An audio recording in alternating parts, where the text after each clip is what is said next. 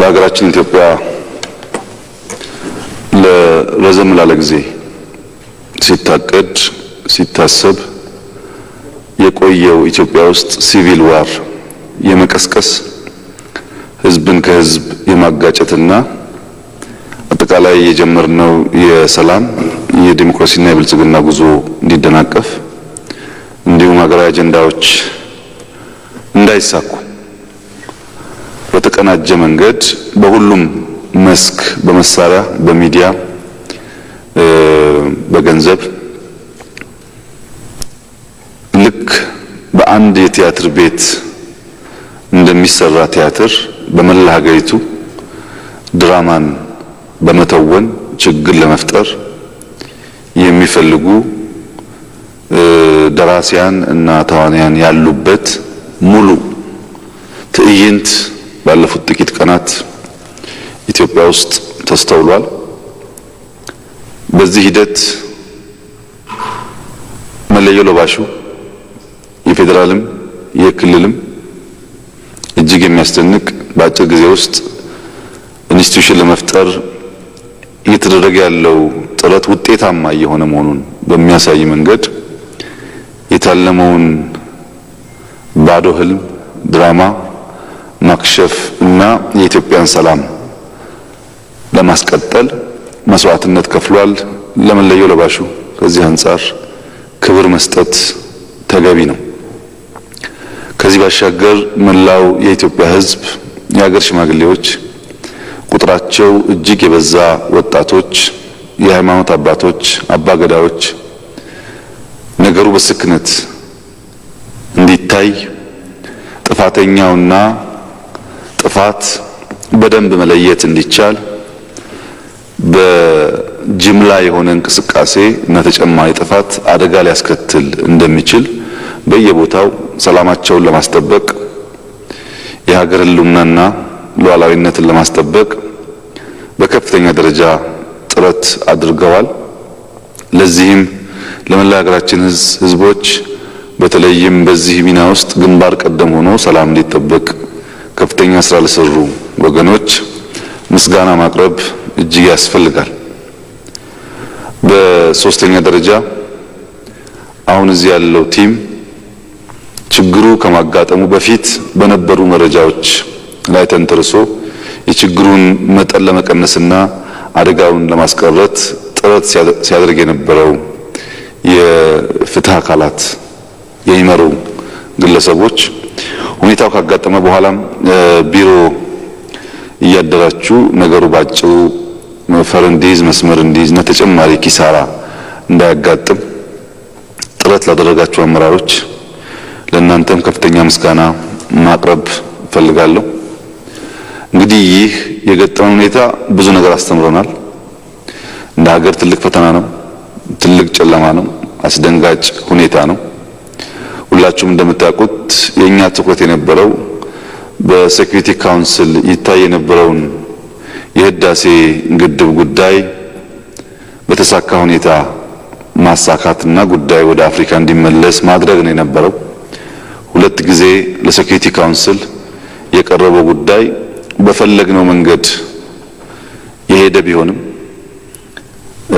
በዚያ መንገድ በቂ ድል ያልተገኘውን በሌላ መንገድ በቀላሉ ኢትዮጵያን ማወክ መረበሽና ፍላጎቷን ማስቆም ይቻላል በሚል ከውስጥና ከውጭ የተቀናጁ ኃይሎች ከፍተኛ ግን ያልተሳካ ጥረት አድርገዋል።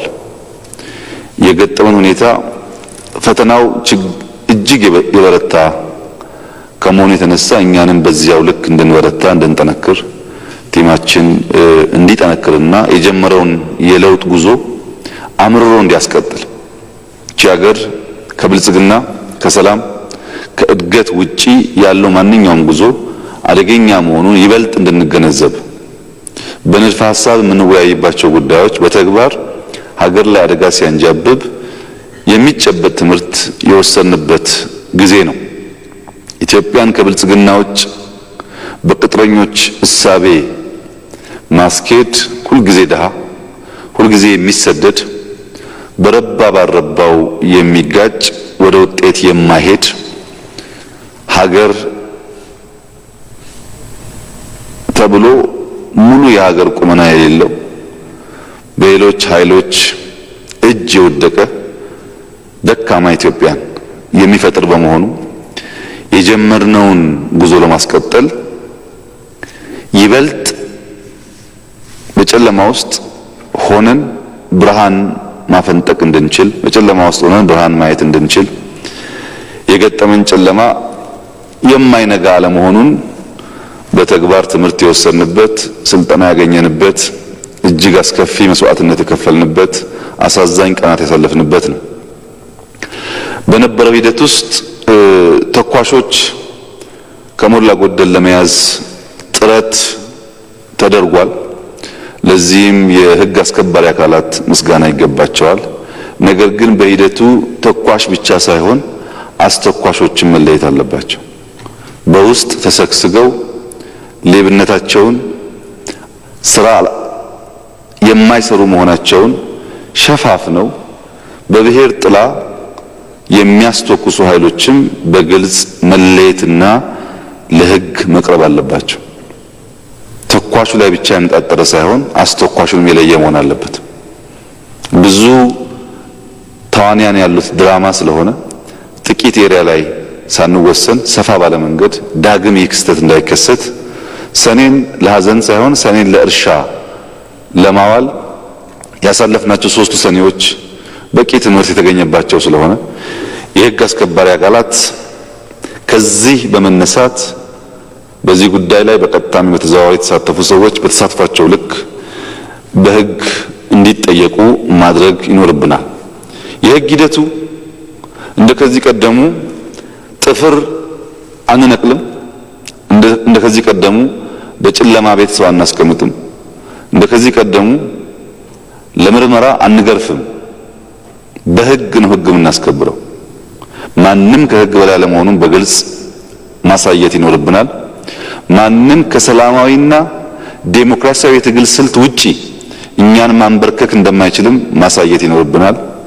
ማሸነፍ እንዴት እንደሚቻል የማያውቁ ህልመኞች ባዶ ህልማቸውን በፌስቡክ ሲነዙ በዚያ መንገድ ማለም እንጂ ህልማቸውን መፍታት እንደማይችሉ ማሳየት ያስፈልጋል። ኢትዮጵያ ውስጥ ከእንግዲህ በኋላ ሰላማዊ ዴሞክራሲያዊ የሐሳብ ፍጭት ብቻ ነው የስልጣን ባለቤት የሚያደርገው። ለነገሩ የሲቪል ዋር ተነስቶ ኢትዮጵያ ውስጥ ብሔሮችና ብሔረሰቦች ቢባሉ በየት በኩል ነው በተጋደለ ህዝብ ውስጥ መጥቶ ሀገር መገንባት እና ኢትዮጵያን ማስቀጠል የሚቻለው ብሎ ማሰብ የማይችል ኃይል ሁልጊዜ ክብሪት እየለኮሰ ሌላውን እየማገደ የእሳቱን ዙሪያ እየሞቀ ስልጣን የሚመኝ ኃይል ኢትዮጵያ ውስጥ በዚያ መንገድ የሚገኝ ስልጣን አለመኖሩን እኛ ብቻ ሳንሆን ህዝቡ ማስተማር አለበት። በተደጋጋሚ አንድ ስንጥር ክብሪት የጫሩ ሰዎች የሚማገድ ማገዶ ከሌለ፣ አብሮ የሚነድ ጭድ ከሌለ፣ አብሮ የሚነድ ጋዝ ከሌለ ያ ስንጥር ክብሪት ራሱን ከማቃጠል አልፎ ሌላ ሊጎዳ አይችልም። እነዛ ክብሪቶች አደጋ ማስከተል የሚችሉት እሳት እያየ ራሱን ለማገድ የተዘጋጀ ማገዶ ሲኖር ነው። ብዙ ጊዜ ጠባጫሪዎች ይጭራሉ። የሚያግድላቸው ከሌለ ራሳቸው ነደው ያልቃሉ። ሳይገባው ሳያስተውል ሳይመራመር ራሱን ለዛ እሳት የሚዳርግ ኃይል ሲፈጠር ደግሞ በጣም ብዙ ንብረት ይወድማል፣ ሰው ይሞታል፣ ሀገር ይጎዳል። ወጣቶች በደም የሚያዝ ስልጣን ኢትዮጵያ ውስጥ ማብቃት አለበት። በድካም በላብ ኢትዮጵያ ውስጥ የስልጣን ሽግግር ማድረግ ይቻላል። ማሰብ፣ መመራመር፣ የጭንቅላት ውጤት የሆነን አይዲያ ለህዝብ መሸጥና ህዝብ አሳምኖ በምርጫ ስልጣን መያዝ ይቻላል። ከዛ ውጭ ያለው መንገድ የኪሳራ መንገድ ነው። የጀመርነውን ትግል ወደ ኋላ የሚመልስ እንጂ ውጤት የሚያመጣ አይደለም። ከዚህ አንጻር በተለይ ወጣቶች ሆን ተብሎ በአጥፊዎች የሚጫር ክብሪት ማገዶ ከመሆን ራሳቸው መጠበቅ ይኖርባቸዋል። ለፈለጉት ላሰቡት ላመኑት ዓላማ መሞትና ለሰው እኩይ ፍላጎትና መሻት ራስን መማገድ የተለያየ ነገር ነው። ብዙ ሰዎች በማያውቁት ጉዳይ ባልገባቸው ሁኔታ ጓዳቸው ተደብቀው በርቀት ድራማውን ለሚያስተውኑ ኃይሎች ሕይወታቸውን አሳልፈው ይሰጣሉ። በዚህ ጉዳይ እነማን ሞቱ እነማን ተጎዱ የሚለውን እናቶችና የማይታወቁ ጓዳዎች ናቸው የሚቆጥሩት እንጂ እንደ ትግል ተወስዶ እንኳን ይሄን ያክል ቦታ በዚህ ሁኔታ የተሰዋብን ሰው አለ ለማለት የሚያስችል ቁመና የሌላቸው ሰዎች ሰው እየማገዱ እንዲቀጥሉ መፍቀድ ተገቢ አይደለም። በየጊዜው ሰዎች ይሞታሉ፣ በሞቱ ሰዎችም ይነገዳል። ይህ ነገር መቆም እንዲችል ህዝቡ ነገር በጥሞና ማየትና በእውቀት መወሰን እንዲችል መምራት ይጠበቅብናል። ሚዲያዎቻችን፣ የፖለቲካ ሰዎች ከዚህ አንጻር ግልጽ የሆነ መረጃ ለህዝብ ማቀበልና ህዝቡ ከዚህ ሁኔታ ትምህርት እንዲወስድ ማድረግ ካልቻል መጥረቢያ እየሳሉ የሚያቀብሉ ሰዎች የመጥረቢያው እጀታ ራሱ ሄዶ እየተሰካ በሀገር ላይ የሚደርስ ማንኛውም ጥፋትና ውድመት ኢትዮጵያን ወደ ኋላ የሚመልስ ጠላቶቿን የሚያስደስት እንጂ ማንንም ባለድል አያደርግም። አሸናፊ በዚህ ጉዳይ ውስጥ የለም። ይህንን ሁኔታ በመገንዘብ ሀዘናችን እንደተጠበቀ ሆኖ ማዘን ብቻ ሳይሆን ሀዘን ማስቆም የሚችል አመራር መስጠት ደግሞ ይኖርብናል። ወንጀለኞች ለህግ ማቅረብ፣ ወንጀል ለመስራት የሚዳዱ ሰዎች ከእንግዲህ በኋላ ኢትዮጵያ ውስጥ ድራማ እየሰሩ ሰው መግደል የማይቻል መሆኑን በተግባር ማስተማር ይኖርብናል። ወንጀለኞች ስንይዝ በቂም በቀል፣ በጥላቻ ወይም በፖለቲካ አመለካከት ልዩነት ምንም አይነት በደል ሳይደርስበት በህግና በስርዓት ብቻ የሚጠየቁበትና ፍትህ ኢትዮጵያ ውስጥ የበላይ መሆኑን የሚያረጋግጥበትን አካሄድ መከተል እጅግ አስፈላጊ ነው። ይህን ካላደረግን ወሰብሰብ ያለ ሁኔታ ነው ያለው። ኢትዮጵያን አሳልፎ የሚሰጥ ህልውናዋን አሳልፎ የሚሰጥ የጀመረቻቸውን አበይት ትልሞች ወደ ኋላ የሚጎትትና የሚያስቀር ጉዳይ ሲፈጠር እዚህ ያለው ኃይል ራሱን መስዋዕት አድርጎ ኢትዮጵያን ማስቀጠል ይጠበቅበታል። የገባውም ቃል ይሄ ነው። ለብልጽግና ነው የመጣ ነው፣ ለእድገት ነው የመጣ ነው። እናቶቻችን እንጨት ከመሸከም ማስቀረት አለብን ብለን የተነሳ ነው። ወጣቶቻችንን ከስደት ማስቆም አለብን ብለን የተነሳ ነው። ይህንን ጉዞ ማስቆም የሚችል ኃይል እንዳይፈጠር የህብረት የአንድነት በህግና በእውቀት የሚመራ አካሄድ መከተል ያስፈልጋል። በድንግዝግዝ ህልመኞች ዝም ብሎ ሰው ገድሎ ሰው አስገድለው በቀላሉ የኢትዮጵያ ሁኔታ ካለመገንዘብ ስልጣን መያዝ እንደሚችሉ የሚያስቡ ኃይሎች ስህተት እንደሰሩ በህግና በመረጃ በማስረጃ ማረጋገጥና ማሳየት ያስፈልጋል። ይህን አካሄድ ለመምራት እስካሁን በነበረው ሂደት ይህ አመራር እጅግ የሚያኮራ ስራ ሰርቷል። ብቃት ያለውና ነገር ማስቀረት የሚችል አመራር መሆኑን አረጋግጧል። 2 ቀን 3 ቀን ባልሞላ ጊዜ ውስጥ ወንጀለኞች ወደ ፍትህ እንዲቀርቡ አድርጓል። ይህ የለውጡ ትሩፋት እና ውጤት ነው። ነገር ግን ይህ ውጤት ግቡን እንዲመታ ድንግርግር መኖር የለበትም። በእናንተም በሌላውም ሰው ላይ ህግ ከፍ ብሎ መታየት አለበት። ማንም ሰው በህግ ይዳኛል። ከህግ በላይ የሚመጣ ሽምግልናን ደግሞ ሪጀክት እናደርጋለን፣ አንቀበልም። ይሄ ሰው ሳይሞት ሰው ሳይጎዳ ችግር ሳይፈጠር ምክክር፣ ውይይት፣ መቻቻል በጣም አስፈላጊ ነው። ጥፋት ሲፈጠር ደግሞ በጥፋቱ ልክ ሰው መጠየቅ አለበት። ይህ ነው ሀገርን ሀገር የሚያሰኘው። የሀገር ምሰሶ ይሄ ነው። ይህን የሚያስቀር ነገር አናደርግም። ከዚህ አንጻር ተጨማሪ መረጃዎች ከናንተ የሚቀርቡና ተወያይተን በሚቀጥሉ ቀናቶች በምን አይነት አኳኋን መሄድ እንዳለብን አቅጣጫ ለማስቀመጥ እንዲያስችል ባለፉት ለ3 ቀናት የነበረውን ሂደት ለመነሻ የሚሆን ሪፖርት እንዲቀርብና ተወያይተን በጀመርነው መንገድ ጠንከር ባለ መንገድ የኢትዮጵያን ህልውና ማስቀጠል፣ ህልሞቿን ማሳካት፣ በቀላሉ የኢትዮጵያ ህልም ይጨነግፋል ብለው የሚቃዡ ቅጀታሞች ደግሞ እንደማይሳካላቸው ማሳየት ከሁላችን የሚጠበቅ ይሆናል። የብልጽግናና የለውጥ አመራር ማለት በሚመች አስፋልት ላይ የሚጓዝ ሳይሆን ችግር ሲያጋጥምም ከችግር ሀገርና ህዝብን በማውጣት የሚያሻግር ማለት ነው። በተደጋጋሚ እንዳልኩት ከባድ ፈተናዎች ከፊታችን ቆመዋል። ካለምንም ጥርጥር ይህ ለውጥ አመራር እነዚህ ፈተናዎች ተሻግሮ ኢትዮጵያን ያሻግራል። እነዚህ ፈተናዎች እኛን አያቆሙንም። እነዚህ ፈተናዎች ኢትዮጵያን አያቆማትም። የምንሻገርበት ትክክለኛው ሲዝን ስለሆነ ማንም ማቆም አይችልም። ነገር ግን ስንፈተን ፈተናው የሚጠልፋቸው ሊኖሩ ይችላሉ። በፈተናው የሚወድቁ ሊኖሩ ይችላሉ።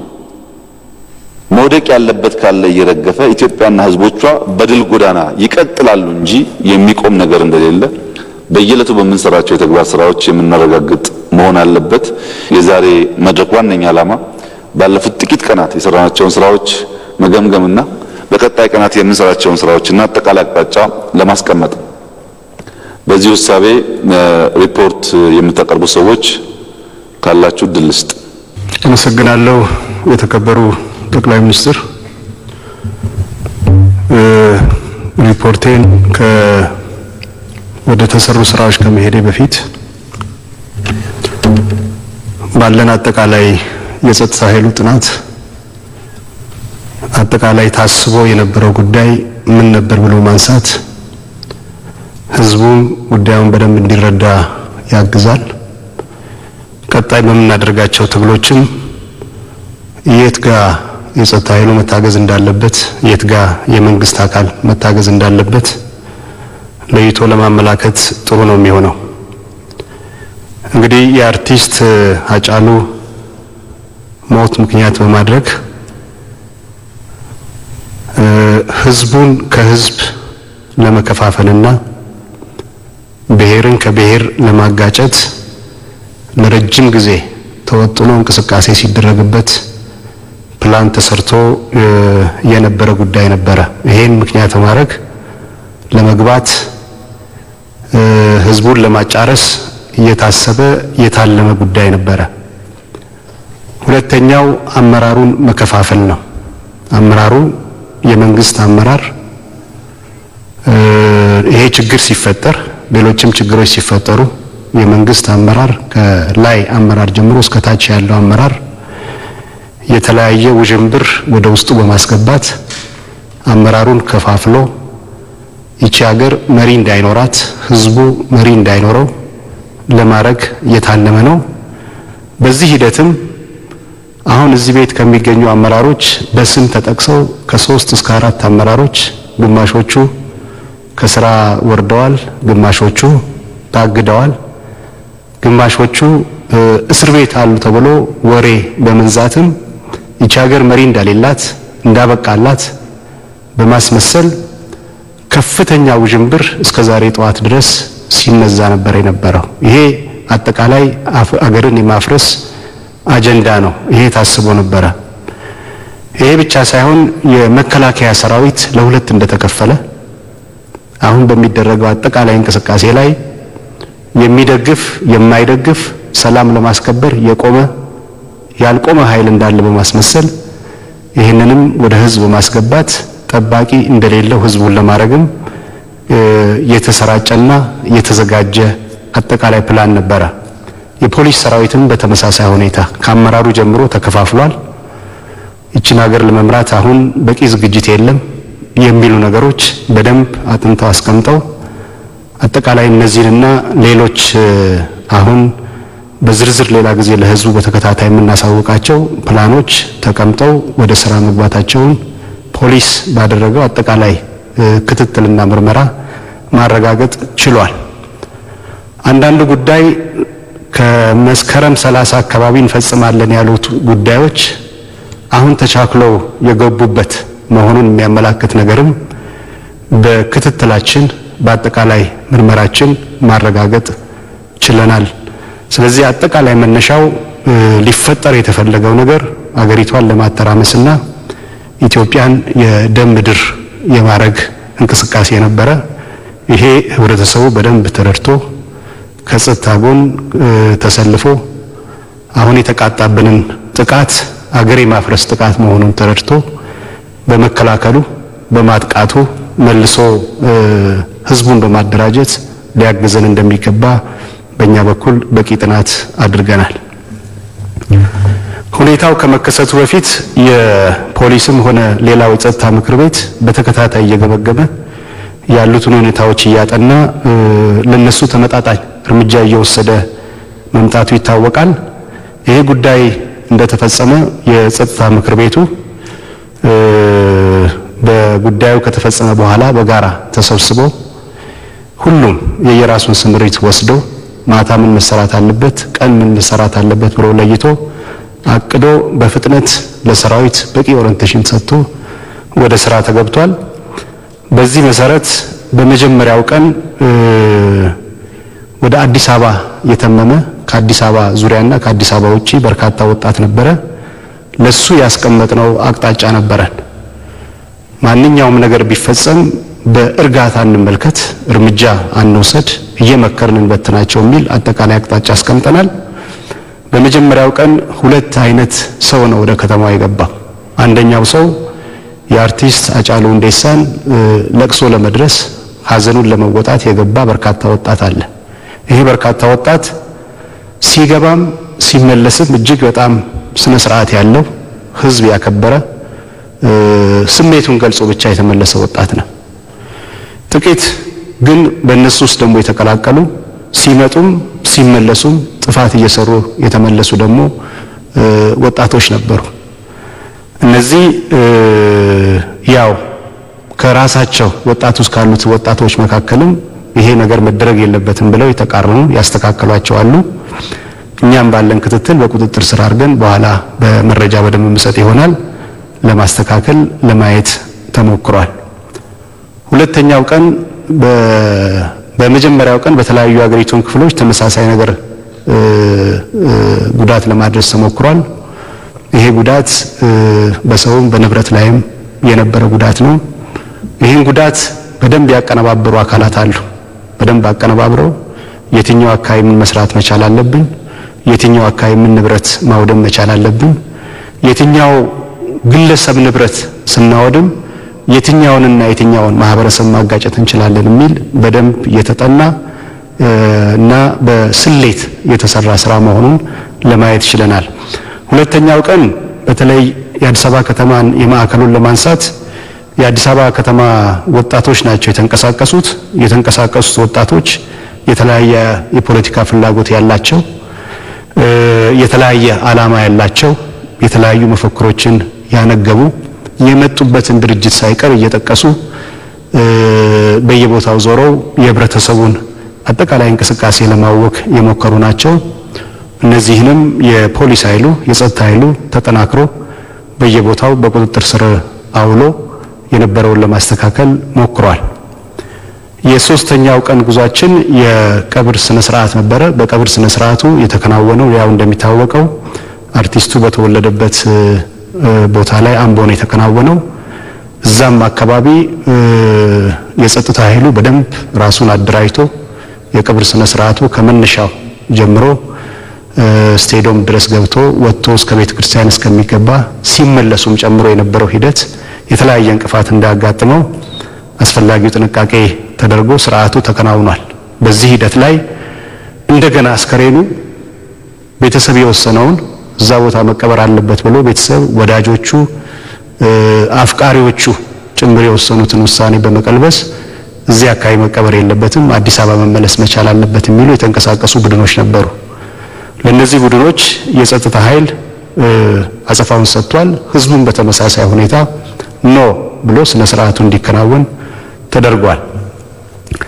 ስለዚህ በእነዚህ 3 ቀኖች አጠቃላይ በነበሩት እንቅስቃሴ አዲስ አበባ አካባቢ ከሰራዊታችን 2 ሰው መስዋዕት ሆኗል። በርካታ የሰራዊት አባላት ከባድና ቀላል የመቁሰል አደጋ አጋጥሟቸዋል። ከህዝቡም በተመሳሳይ ሁኔታ ወደ 8 ሰው በነበረው አጠቃላይ እንቅስቃሴ ሞቷል። ሌላው በርካታ ህዝብ ቆስሏል። የአካል ጉዳትም አጋጥሞታል። የንብረት መውደም በዝርዝር ለፖሊስ ስራ ብለን የያዝናቸው በዝርዝር የወደሙ ንብረቶች አሉ። እነዚህ ንብረቶች የህብረተሰቡ ንብረት ናቸው። አንዳንዱ ንብረት 30 ዓመት 40 ዓመት በመስሪያ ቤት ደረጃ በግለሰብ ደረጃ ጥረት ተደርጎ የተገኙ ንብረቶች ናቸው። እነዚህ በጣም ችግር ያለበት መሆኑን ገምግመናል። ኦሮሚያም አካባቢ የነበረው እንቅስቃሴ ወደ 5 ከሰራዊታችን ተሰውቷል። ከህዝቡም ወደ 83 ሰው በተለያዩ ኃይላት በተወሰደው እርምጃ ሞቷል። እንግዲህ አጠቃላይ እዚህ እንቅስቃሴ ላይ ቦምብ የታጠቀ ኃይል ነበረ። እዚህ እንቅስቃሴ ላይ ሽጉጥ የታጠቀ ክላሽ የታጠቀ ኃይል ነበረ። ይሄ የሌለው ድንጋይ ተጠቅሞ ዱላ ተጠቅሞ በወገኖቹ ላይ ጉዳት ለማድረስ ሞክሯል። ስለዚህ እነዚህ ነገሮች አጠቃላይ ካየን በኋላ መያዝ የሚገባቸውን አካል ለመያዝ ችለናል። የምርመራ ስራዎችን ለማጠናከርም የተለያዩ ስራዎች ተሰርተዋል። ከምርመራ አንጻር የተወሰኑ ነጥቦች ለማንሳት አጠቃላይ ምርመራ ስራችንን ለመስራት ከፌዴራል፣ ከኦሮሚያ፣ ከአዲስ አበባ፣ ከአቃቢ ህግ የተደራጀ ቡድን አደራጅተናል። በጣም ነጻነት እየተሰማቸው ህግ ማስከበር ላይ ብቻ ጥሩ ልምድ ያላቸው ምርመራዎችን በደንብ አደራጅተን ወደ ስራው አስገብተናል። በዚህ መሰረት አዲስ አበባ ላይ በነበረው በሁለቱ ቀን አጠቃላይ ረብሻ ከ1200 ሰው በላይ ተይዟል። በምክር መውጣት የሚገባው ሰው ተለይቷል። አጠቃላይ ነገር ሲመሩ የነበሩ ሰዎች የኋላ ታሪካቸው ጭምር መርምረን አይተን ተጠርጣሪ ሊባሉ የሚችሉ ሰዎችን ደግሞ እያስቀረን ህግ የማስከበሩን ስራ እንሰራለን። በኦሮሚያም በተመሳሳይ ሁኔታ መረጃዎች እየተደራጁ ነው። በተመሳሳይ እየተሰራ መሆኑን መግለጽ እፈልጋለሁ። በተለየ ሁኔታ በግድያ አጫሉ ሁንዴሳን አርቲስት አጫሉ ሁንዴሳን በመግደል የተጠረጠሩ 4 ግለሰቦች በቁጥጥር ስር ውለው ወደ ፍርድ ቤት አቅርበናል። ሰሞኑን በነበረው አጠቃላይ እንቅስቃሴ በመምራት በማስተባበር ስምሪት በመስጠት ከዚህ በፊትም በነበሩት እንቅስቃሴዎች በመምራት በማስተባበር ስምሪት በመስጠት ይንቀሳቀሱ የነበሩት የአቶ ጀዋር መሐመድ ጋር የታሰሩ 36 ሰዎችም በተመሳሳይ ሁኔታ ፍርድ ቤት እንዲቀርቡ ተደርጓል። ሌላ የአዲስ አበባን እንቅስቃሴና አዲስ አበባ መደበኛ መንግስት እንዳላት በጸጥታው ዘርፍ ይታወቃል። በፖሊስም እንደዛ ነው የምናውቀው። ራሱን ባልድራስ ወይም የባላደራ መንግስት ብሎ ያደራጀው አካል የሚያረጋቸው የነበሩት እንቅስቃሴዎች በተለያየ ጊዜ በፖሊስ መረጃ የተገኘ ቢሆንም ከመንግስት ፍላጎት ግን ጊዜ እንስጠው እናስታመው ከዛሬ ነገ ሊስተካከል ይችላል የሚል ተከታታይ እርምጃዎች ስለነበሩ በተለያየ ጊዜ የፈጸማቸው ወንጀሎች ወይም የወንጀል ድርጊቶች ቢኖሩ በትዕግስት ታልፈዋል። አሁን በነበረው እንቅስቃሴ ግን ትዕግስት ቦታና መጠን ስላለው ይሄ ትዕግስት ደግሞ ከዚህ በላይ ካለፈ የህዝብን ጥቅም የሚጎዳ ስለሆነ ፖሊስ በእነሱ ላይም እርምጃ ወስዶ ለፍርድ ቤት አቅርቧል። ሌሎች ከሚዲያ ጋር የሚያያዙ በተከታታይ መግለጫ የምንሰጥባቸው ህዝብን ከህዝብ የሚያጋጩ በተከታታይ ለ3 ወር ያህል ለ5 ወር ያህል አጀንዳ ቀርጸው አንዱን ብሔር ከአንዱን ብሔር ጋር ሲያጋጩ የቆዩ ሚዲያን በሚመራ አካል በተከታታይ ማስጠንቀቂያ የተሰጣቸው እንዲያስተካክሉ እርምት የተሰጣቸው አንዳንዶቹም የፍቃድ ሁኔታ ያላሟሉ ሚዲያዎች ላይም ከትላንት ጀምረን በተከታታይ እርምጃ መውሰድ ጀምረናል። በዚህ መሰረት እንደ ድምፀ ወያኔ በተለይ በዚህ 2 ቀን በደንብ አስምሮ አንዱን ብሔር ከአንዱ ብሔር ጋር በማጋጨት ብቻ ሳይሆን የጦርነት ጥሪ ነው ያስተላለፈው። ይሄ ጦርነት ጥሪ ህዝቡ ተቀብሎ ቢወጣ ኖሮ ሊፈጠር የሚችለው ችግር እጅግ በጣም ከፍተኛ ነበር። እርምጃ ወስደናል። አስራት ሚዲያ በተመሳሳይ ሁኔታ ለህዝቡ የጦርነት ጥሪ አስተላልፏል። ይሄ ጦርነት ጥሪ በተመሳሳይ ሁኔታ ህዝቡ ተቀብሎ ቢወጣ ኖሮ ሊከሰት የሚችለው ችግር እጅግ በጣም ከፍተኛ ነበር። እርምጃ ወስደናል። ኦኤምኤን በተመሳሳይ ሁኔታ በተከታታይ ሀገር ውስጥ ያሉ በውጭ ሀገር የሚኖሩ የተደራጁ ኃይሎች የጦርነት አዋጅ ለህዝቡ መልእክት ሰጥተዋል። ይህንንም በተመሳሳይ እርምጃ ወስደናል። አንዳንድ ስራዎች እየተሰሩ ስለሆነ ይቀጥላል ነው። ሌላው የስርዓቱ በደንብ እንዲከናወን የፍርድ ቤት የመበርበሪያ ትዕዛዝ አውጥተናል። ዝም ብለን የሆነ ነገር ስለተገኘ ሳይሆን እያንዳንዷን ነገር ስርዓቷን አሟልተን የህግ ስርዓቱን አሟልተን ለማከናወን ሞክረናል። ሌላው የአስክሬን ፎረንሲክ ምርመራ ወስደናል። የወንጀል ስፍራ ምርመራ ወስደናል። ለኤግዚቢት የሚሆኑ የተለያዩ ዶክመንቶች ከቤታቸው ከሚኖሩበት ቤት ሌሎች እነሱ የሚገለገሉባቸውን ማቴሪያሎች በሙሉ ለኛ ለምርመራ በሚረዳ መንገድ እነሱም ባሉበት ይሄ ስራ የተከናወነው ፖሊስ ብቻውን ሄዶ ያከናወነው ስራ ሳይሆን ተጠርጣሪዎቹ ባሉበት እየመሩ እያሳዩ እየተቀረጸ ሁኔታዎችን ለማከናወን ሞክረናል ነው።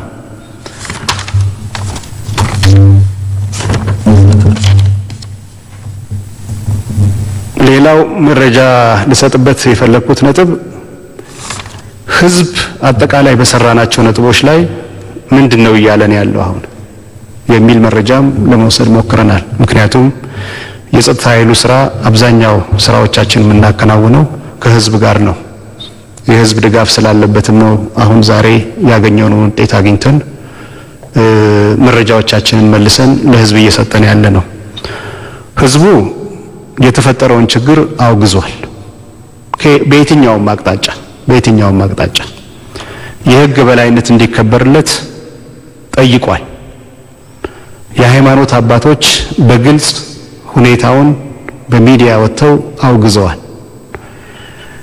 ወንጀሎች ላይ እየተወሰደው ያለው እርምጃ በህዝብ ዘንድ ድጋፍ አግኝቷል። እንዲያውም እየተነገረን ያለው ነገር የጸጥታም ኃይሉ ዘግይቷል፣ መንግስት ዘግይቷል ከሚል ሐሳብ ውጪ አሁን እየወሰድን ያለነው እርምጃ እፎይ ነው ሰው ያለው እፎይ ነው ያለው። እንዲያውም እያነሳልን ያለው ነገር አሁንም እንደተለመደው ሽምግልናችሁን ቀጥላችሁ ይሄን ነገር የምታከሽፉ ከሆነ ካሁን በኋላ እነሱ ላይ አይደለም ህዝቡ የሚዘምተው መንግስት ላይና ጸጥታው ኃይል ላይ ነው የምንዘምተው የሚል መልእክት ህዝቡ በግልጽ ሰጥቶናል። በተለይ በአዲስ አበባ አካባቢ ህዝቡ ራሱን ለማደራጀት የሞከረው ነገር አለ። ወደ ሌላ መስመር እንዳይወጣ በማህበረሰብ አቀፍ የፖሊስ አገልግሎት አስተሳሰቡን ሼፕ ማድረግና ህብረተሰቡ ቀየውን ቢጠብቅ ችግር የለውም፣ ግን ወደ ሌላ ነገር እንዳይወጣ ጥንቃቄ ያስፈልጋል ብለናል። ህዝቡ እንደዚህ ያለ የጸጥታ አካሉ ደግሞ እነዚህን ጠንካራ ስራ እየሰራ ሌሎች ዘመቻዎች ደግሞ ከዛሬ ጠዋት ጀምሮ አዳዲስ ዘመቻዎች ተጀምረዋል።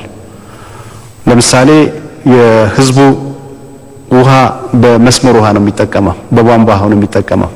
ከትላንት ማታ ጀምሮ የተጀመረ ዘመቻ አለ። ውሃው ተበክሏል፣ ውሃ አጠጡ ነው። ይሄ ማለት አብዛኛው ህዝባችን ሃይላንድ እየገዛ መጠጣት አይችልም። ጤፍ በሃይላንድ አይቦካም፣ ዳቦ በሃይላንድ አይቦካም፣ ልብስ በሃይላንድ አይቦካም፣ ልብስ በሃይላንድ አይታጠብም። ስለዚህ አጠቃላይ ህብረተሰቡ ከእንቅስቃሴ ውጪ ሆኖ ሌላ አይነት ነገር እንዲያነሳ እያደረጉ ነው ያሉትና የተበከለ ውሃም የለም። ውሃ ልማቶች ጋርም ቼክ ለማድረግ ሞክረናል። እነሱም በተከታታይ መግለጫ ይሰጡበታል። ቀጥሎ አየሩ ተበክሏል ነው ያላቸው አጀንዳ፣ ይቀጥላል በዚህ አይነት። ስለዚህ ህብረተሰቡ የሚሰጡትን አጀንዳ በደንብ ተረጋግቶ ከመንግስት ከጸጥታ ኃይል የሚሰጠውን መግለጫ መሰረት አድርጎ እንዲንቀሳቀስ በዚህ አጋጣሚ ማሳሰብ ወዳለሁ። አጠቃላይ የጀመርናቸው ስራዎች እነዚህ ሲሆኑ ከውስጥም ከውጭም የሚያጋጥመንን ችግር በበቂ ሁኔታ ለመመከት ሰራዊታችን ከምን ጊዜውም በላይ ዝግጁ ሆኖ የመንግስት ጥሪን እየጠበቀ ነው ያለው። አመሰግናለሁ። ኮሚሽነር ጀነራሉ ብዙ ነገር አንስተዋል።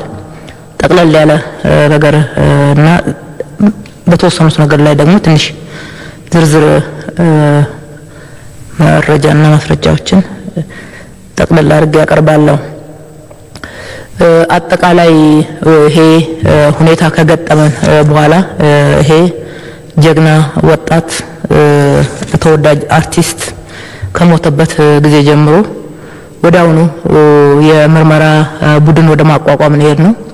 የምርመራ ቡድን ፌደራል ጠቅላይ አቃቤ ሕግ እየመራው የፌደራል ምርመራ ፖሊስ፣ የአዲስ አበባ ምርመራ ፖሊስ፣ የኦሮሚያ ምርመራ ዘርፍ ፖሊስ፣ የኦሮሚያ ጠቅላይ አቃቤ ሕግ በጋራ በተደራጀ መንገድ መረጃዎችና ማስረጃዎችን እየተነተነ አብሮ መስራት እንዲችል ቡድን አቋቁመን በእለቱ ነው ስራ የተጀመረው ማለት ነው። ስራውን የጀመርነው በእለቱ በተፈጸመ ጉዳይ ላይ ብቻ ሳይሆን ጉዳዩን ቀጥታ የፈጸመው ማን ነው፣ ለምንድን ነው የፈጸመው፣ ከጀርባስ ያለው ማን ነው የሚለውን ተያያዥ መረጃዎችን ጭምር የማግኘት ከዚህ በፊት ደግሞ ብሔርን ከብሔር ለማጋጨት ያጋጩን እንዲሁም ደግሞ በተደራጀ መንገድ ወንጀል ሲፈጽሙ የነበሩት በሀገሪቷ ውስጥ በኃይል ሲንቀሳቀሱ የነበሩትን አካላት በመለየትና ጉዳያቸው ይያያዝ እንደሆነ ከዚህ በፊት በእጃችን ላይ ከነበሩ መዝገቦች ጋራ እና መረጃዎችና ማስረጃዎች ጋራ እያያያዝን የመተንተንና ወደ ፍትህ የማቅረብ ስራዎች ተሰርተዋል ማለት ነው።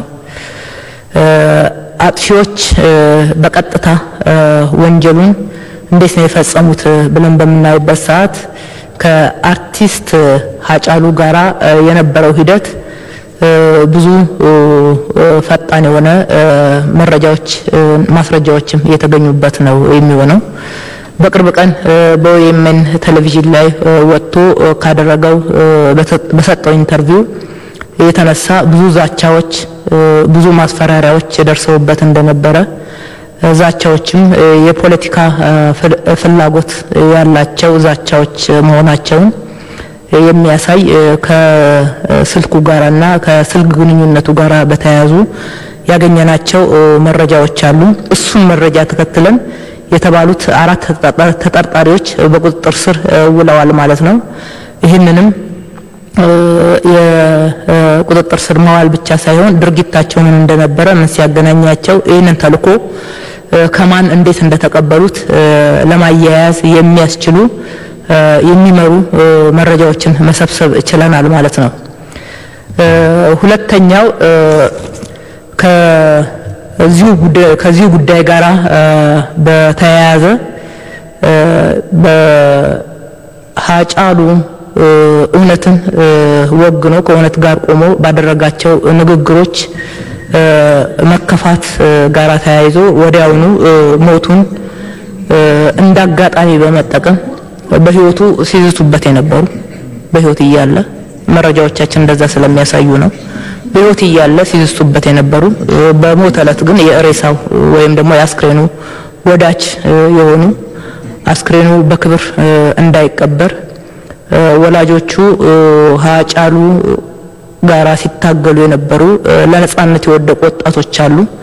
አስክሬኑ በአምቦ ምድር ላይ ነው መቀበር ያለበት ብለው በጠየቁት መሰረት አስክሬኑን በክብር ለመሸኘት የተደረገው ጥረት እንዲደናቀፍና ሬሳው ባልተጠበቀ ሁኔታ ተመልሶ በኃይል ተነጥቆ አዲስ አበባ ውስጥ እንዲንገላታ ተደርጎ ከተንገላታም በኋላ ተመልሶ የኦሮሚያ የብልጽግና ፓርቲ ጽህፈት ቤት ከ10 በላይ አመራሮች በወቅቱ ጉዳይ ላይ የመንግስትና የፓርቲ አመራሮች ስብሰባ እያደረጉ ባሉበት ወቅት የታጠቀ ኃይልና አስክሬኑን ይዘው ወደ ፓርቲው ጽህፈት ቤት በኃይል ጥሰው እንዲገቡ የተደረገበት ሁኔታ እዛው እጀ ከፈንጅ እዛው ፓርቲ ጽህፈት ቤት አካባቢ በነበረው የኦሮሚያ ባህል አዳራሽ ወደዛ ለጊዜው እንዲገቡ ተደርጎ እዛ ውስጥ ትጥቃቸውን እንዲፈቱ ተደርጓል። ይሄ ጥፋት ቅድም ፖሊስ ኮሚሽነሩ እንደተናገረው ቀጥታ አዲስ አበባ ላይ ጀምረን አዲስ አበባ ላይ እናስጨርሰዋለን የተባለውን የጥፋት እቅድ ለመፈጸም ቀጥታ እዛ ፓርቲ ጽህፈት ቤት ውስጥ ለመጀመር እንደታቀደ የሚያሳዩ መረጃዎችን ማስረጃዎችን አግኝተናል ማለት ነው። በተለይ የያዙት ትጥቅ የያዙት የሬዲዮ መገናኛዎች ብዙ የሲም ካርዶች ብዙ ከ37 በላይ የሞባይል ስልኮች ጋራ ተያይዞ ያሉት ማስረጃዎች ይሄንን የሚጠቁሙ ናቸው። በሌላ በኩል እዛ የነበረው ልዩ ኃይል ጥበብና በወቅቱ እዛ የነበረው አመራር ሰጥቶ ትንሽ ከፓርቲው ጽህፈት ቤት ቀጥሎ ወዳለው የባህል አዳራሽ ህንጻ እንዲሄዱ ባይገደዱ ኖሮ ውስጥ ያለው አካል የተኩስ ምላሽ ለታጠቀ ኃይል ስለሆነ የታጠቀ ኃይል ውስጥ ያለው ሰጥቶ ቢሆን ኖሮ ኢትዮጵያ ላይ ሊደርስ የሚችለው ጥፋት ምን ሊሆን እንደሚችል መገመት ያስቸግር ነበር። ምክንያቱም ከኋላቸው በብዙ ሺዎች የሚቆጠሩ አስክሬኑን ተከትለው የነበሩ ወጣቶችም አሉ፣ ሰዎች አሉ። ያንን ሁሉ እና ውስጥ የነበረውንም ኃይል በመናይበት ሰዓት ከፍተኛ ጥፋት እንዲከሽፍ መደረጉን በምርመራችን አይተናል ማለት ነው። ከዚሁ ጋር ተያይዞ ምርመራችን የሚያሳየን ውጡ፣ ሃጫሉ ሞቷል፣ ለነጻነታችሁ እስከ መጨረሻው ታገሉ፣ ውደቁ እንጂ ወደ ቤታችሁ እንዳትገቡ፣ ሃጫሉ ወድቋል፣ እንደ ሃጫሉ ሆነን ነጻነታችንን እናረጋግጣለን የሚሉ ጥሪዎች ነፍጠኛ ሊፈጅህ ነው፣ ነፍጠኛ ነው የሚያስተዳድርህ፣ ከእንግዲህ ወዲያ የነፍጠኛ ስርዓት እንቢ ማለት አለብህ፣ አህዳውያንን እንቢ ማለት አለብህ የሚሉ ጥሪዎች መደረጋቸውን በማስረጃዎቻችን በሚዲያም ካስተላለፉት ከስልክ ግንኙነታቸውን ከሚልኩት የአጭር መልእክቶችም እነኚህ ማስረጃዎች ማግኘት የቻልንበት ሁኔታ አለ ማለት ነው። ስለዚህ ምርመራ ቡድናችን እዚህ አዲስ አበባ ላይ ብቻ ሳይሆን ንውጡ፣ አትግቡ፣ ወደ ቤታችሁ፣ ለነጻነታችሁ ታገሉ ተብሎ ለሀዘን የወጣው ህዝብ ጋራ ግጭት እንዲፈጥር የተደረገውንም መመርመር ስላለብን የተደራጀ ስለሆነ ብሔር ተኮር መልክ እንዲይዝም ስለተደረገ ኦሮሚያ ላይም ከኦሮሚያ ፍትህ አካላት እና ጸጥታ አስከባሪ አካላት የጋራ ቡድን አደራጅተናል ማለት ነው። አዲስ አበባ ላይም በተመሳሳይ ሁኔታ በእንደዚህ አይነት ሁኔታ ተጠርጣሪዎች በቁጥጥር ስር መዋል ችለዋል። ተጠርጣሪዎች አጠቃላይ በቁጥጥር ስር የዋሉት የአርቲስት ሃጫሉ 4 ሲሆኑ በወቅቱ በኦሮሚያ ብልጽግና ፓርቲ ጽህፈት ቤት በኃይል ጥሰው የገቡት 35 ሰዎች ሞባይል ስልኮች፣ ክላሽንኮፕ የጦር መሳሪያ እንዲሁም ሽጉጥ፣ መገናኛ ሬዲዮዎች በኤግዚቢትነት ለምርመራ ስራችን ይዘናል ማለት ነው። ከዚሁ ጋራ በተያያዘ ቀጥሎ በሁለተኛው ቀን ባልደራስ የሚባለው ወይም ባላደራ ነኝ ብሎ ራሱን የሚጠራው ቡድን ለወጣቶች ተልእኮ ሰጥቶ ጽሁፎችን አስይዞ መቀስቀሻ ጽሁፎችን የተለያዩ ሰዎች ላይ ጉዳት ማድረሻ የእጅ መሳሪያዎችን፣ ዱላ፣ ገጀራ ምናምን የመሳሰሉትን መሳሪያዎች አስይዘው ሞተር ተሽከርካሪ መድበው በየቀጠናው የሚያደራጃቸውና የሚያሰማራቸው መልእክቶችን የሚሰጣቸው አካልም መድበው ኦሮሞ ያስተዳድርህም የሚል ኦሮሞን የሚሳደብ ኦሮሞን የሚያጣጥል ቄሮን የሚያጣጥል እንደዚህ አይነት ጽሁፎችን በማስያዝና መፈክሮችን በመስጠት ፈጽሞ በዛኛው የከሸፈው እንደገና ደግሞ በዚህ በኩል እንዲያገረሽ የተናበበ እና የተቀናጀ ስራ ይሰሩ እንደነበረ መረጃዎቻችን አሳይተውናል ማለት ነው።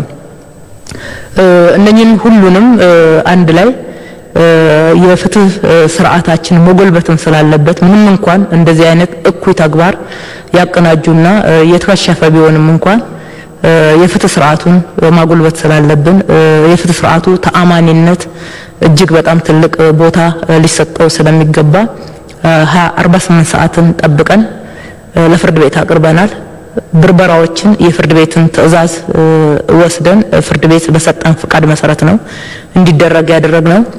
የያዝናቸውን ኤግዚቢቶች ሁሉ ከነሱ ጋር የተያዘ መሆኑን ተጠርጣሪዎቹ በአካል ቀርበው ቤታቸው ሲበረበር፣ ቢሮአቸው ሲበረበር ራሳቸውን ይዘን ሄደን እንዲፈርሙበት አድርገናል፣ አረጋግጠዋል ከነሱ ጋር የተያዘ። ስለዚህ የፍትህ ሂደቱ በደንብ በተጠናከረ እና ግልጽኝነትም በኋላ ለምንሰጠውም የፍትህ ውሳኔ እንዲሰጥ ለምንፈልገውም የፍትህ ውሳኔ አስተማማኝና ታማኝ መረጃ መሆን እንዲችል በጥንቃቄ ስራዎች ተሰርተዋል ማለት ነው። በዚህ ጉዳይ ላይ እንደከዚህ በፊቱ የሚዘገይ እንደማይሆን በእርግጠኝነት ማንሳት እችላለሁ።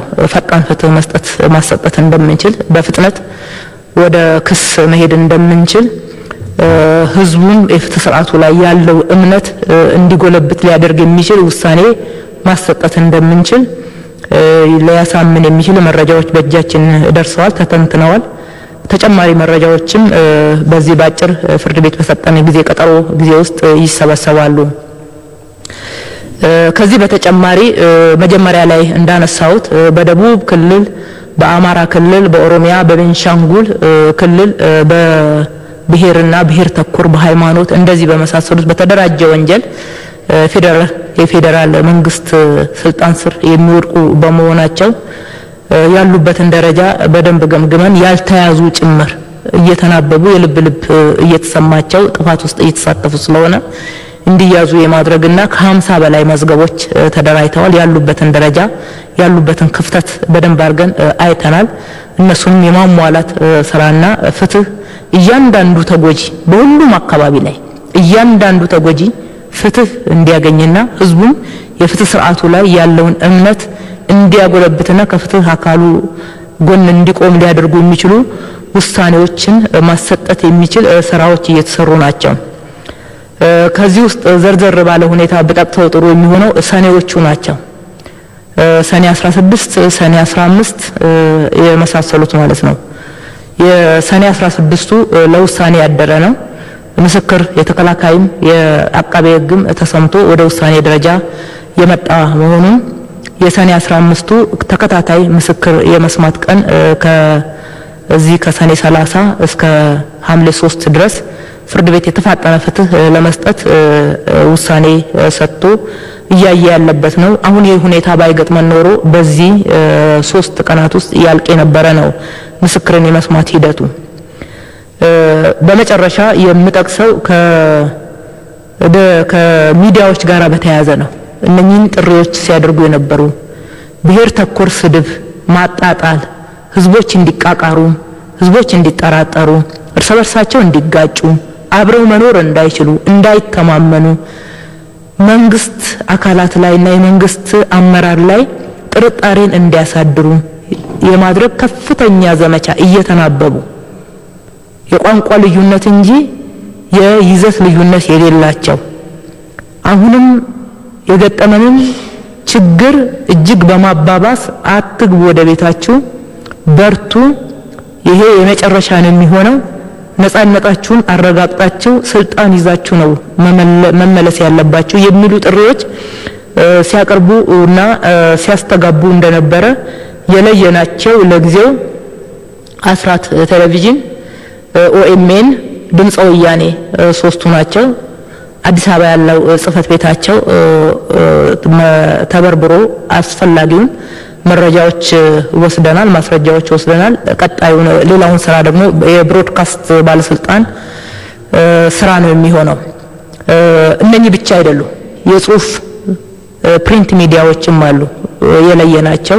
በእንደዚህ አይነት ሁኔታ ኢትዮጵያን የማፈራረስ በተለይ በዚህ ወሳኝ ወቅት በዚህ እጅግ በጣም አይደለም ከውስጥ የኢትዮጵያ ወዳጅ ነኝ የሚል ወይም ደግሞ ከኢትዮጵያ ጋራ ደህንነቷ ያሳስበኛል መወዳጀት አለብኝ የሚል አካል እንኳን ኢትዮጵያን መርዳት ባለበት ወሳኝ ሰዓት ኢትዮጵያን የማፈራረስ ውስጥ ላይ ሰላም እንዳይኖር ከውጭ የተቃጣብን ጥቃት ምቹ ሁኔታ እንዲያገኝ የሚያደርጉ የተለያዩ መረጃዎችን ማስረጃዎችን ሰብስበን የህግ በላይነትን የማስከበር ፍትህን የማስገኘት ስራችን በደንብ ተጠናክሮ ይሄዳል።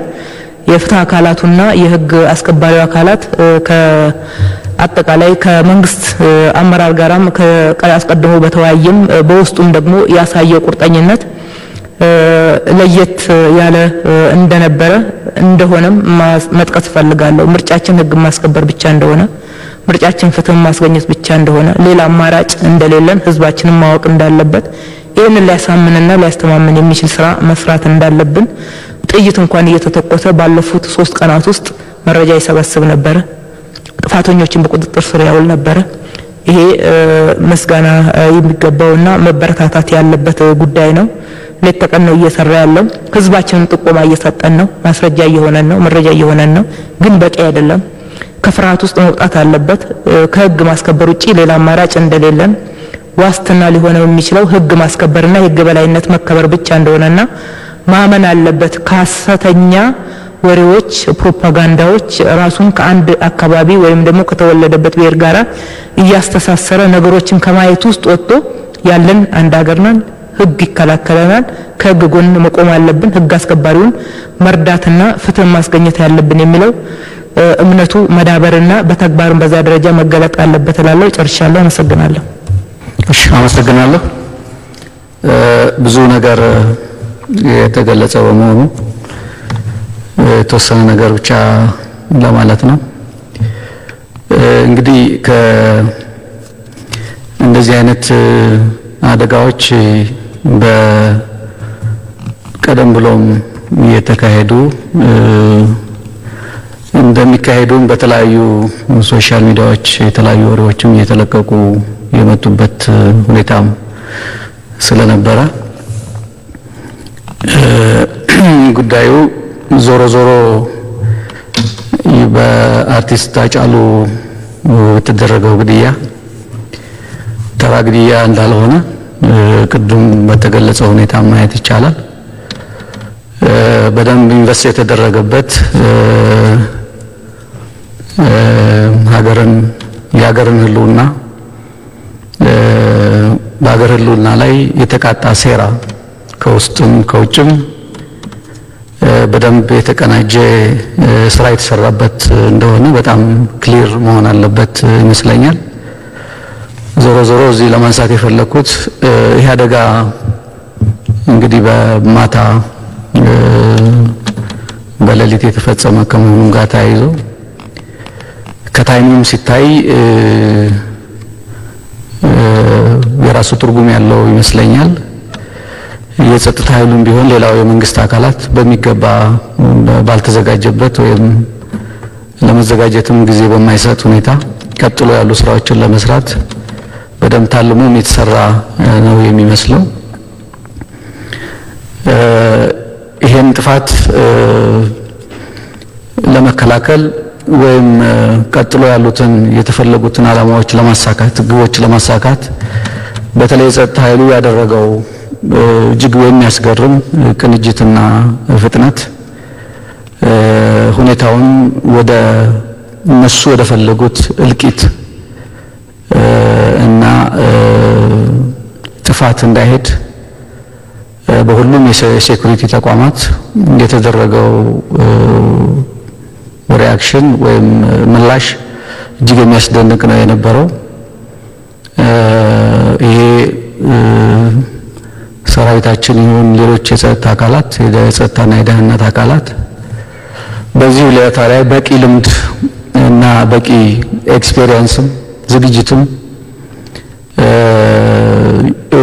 ያካበቱም በመሆናቸው ይሄ ጉዳይ እነዚህ ሴራውን ያቀናጁ ኃይሎች ቀደም ብለው የሚሉት እንደነበረው በጸጥታ ኃይሉ መሃል ክፍፍል አለ፣ በሁሉም አመራር አካባቢ ክፍፍል አለ።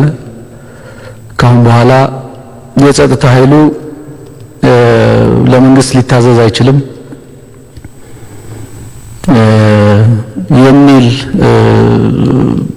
ፕሮፓጋንዳዎች ሲነዙም የነበሩ ከመሆናቸው ጋር ተያይዘው ያሰቡት ነገር ትልቅ የነበረ ቢሆንም ከህዝቡና የጸጥታ ኃይሉና የህዝቡ ትብብርና ቅንጅት ጉዳዩ በቀላሉ እንደከሸፈ አንዱ ግልጽ መሆን ያለበት ይመስለኛል። አሁን ከህብረተሰቡም እያየን ያለነው ነገር ምንድነው? ህግ አስከብሩ ነው። በየትም አዲስ አበባ ብቻ ሳይሆን በየትኛውም የሀገራችን አካባቢ የጸጥታ ኃይላችን ከህዝቡ ጋር ሆኖ ነው ስራውን የሰራው። ከፍተኛ ክብር እንዳለውም ህዝቡ አይተናል። የጸጥታ ኃይሉ ላይ ስለዚህ ህግ አስከብሩ የሚለው መልእክት በጣም ከፍተኛ እንደሆነ በሁሉም አካባቢ ያየነው ጉዳይ ነው። የጸጥታ ኃይሉ ዝግጅትም ሁኔታን እያነበበ ፈጥኖ በመቆጣጠርም የተዘጋበትን መንገድ ሁሉ በሌሊትም በመክፈት በተቻለ መጠን የሰው ህይወት እና ንብረት ተጨማሪ ጥፋቶች እንዳያጋጥሙ ለማድረግ የተሰሩት ስራዎችም በጣም ከፍተኛ እንደነበሩ በዚህ አጋጣሚ መግለጽ እፈልጋለሁ። ለህዝባችን እና ጸጥታ ኃይሉ ላይ ላሳዩት ቁርጠኝነትና ህዝባዊነት ትልቅ ክብርና አድናቆት ሊሰጥም ይገባል። በሰራዊታችን ውስጥ ምንም አይነት መከፋፈል፣ ምንም አይነት የተልእኮ የግልጸኝነት ችግር የሌለው አሁን የተካሄደ ያለው ሴራ ከአንድ ፓርቲ ፖለቲካ ፕሮግራም ወይም ልዩነት በላይ የሆነ ሀገርን ለማፍረስ እየተቃጣ በሀገር ህልውና ላይ የመጣ ሴራ ከመሆኑ ጋር ተያይዞ የጸጥታ ኃይሉም በዚህ ጉዳይ ላይ እጅግ ግልጽ የሆነ አቋም እና ጽናት ሀገሩንና ህዝቡን ለመከላከል በከፍተኛ ወኔ እየሰራ መሆኑን በዚህ አጋጣሚ ለህዝባችንና ለመንግስታችንም ግልጽ ማድረግ ፈልጋለሁ። አመሰግናለሁ። ክቡር ጠቅላይ ሚኒስትር፣ በእኔ በኩልም የቀረበው መረጃ ጥሩ ነው። በጋራ ሲሰራ የነበረ ስራ ነው የነበረው። ነገር ግን በደንብ በተለያዩ አቅራቢዎች እንደቀረበው በደንብ ማስመር የሚያስፈልገው ይህ ባለፉት 3 ቀናት ያጋጠመን ተግዳሮት አሳዛኝ የነበሩ ጉዳዮች የነበሩ መሆናቸው እንደተጠበቁ ሆኖ ዋናው ቁም ነገር ከዚህም በኋላ ችግሩ ያጋጠመውን የልብ ስብራት በአግባቡ በመጠገን በሌላ መልኩም ሁለተኛ እንደዚህ አይነት ፍላጎቶች እንዳይታሰቡ ከታሰቡም በብቃት ሊመከቱ የሚችሉበት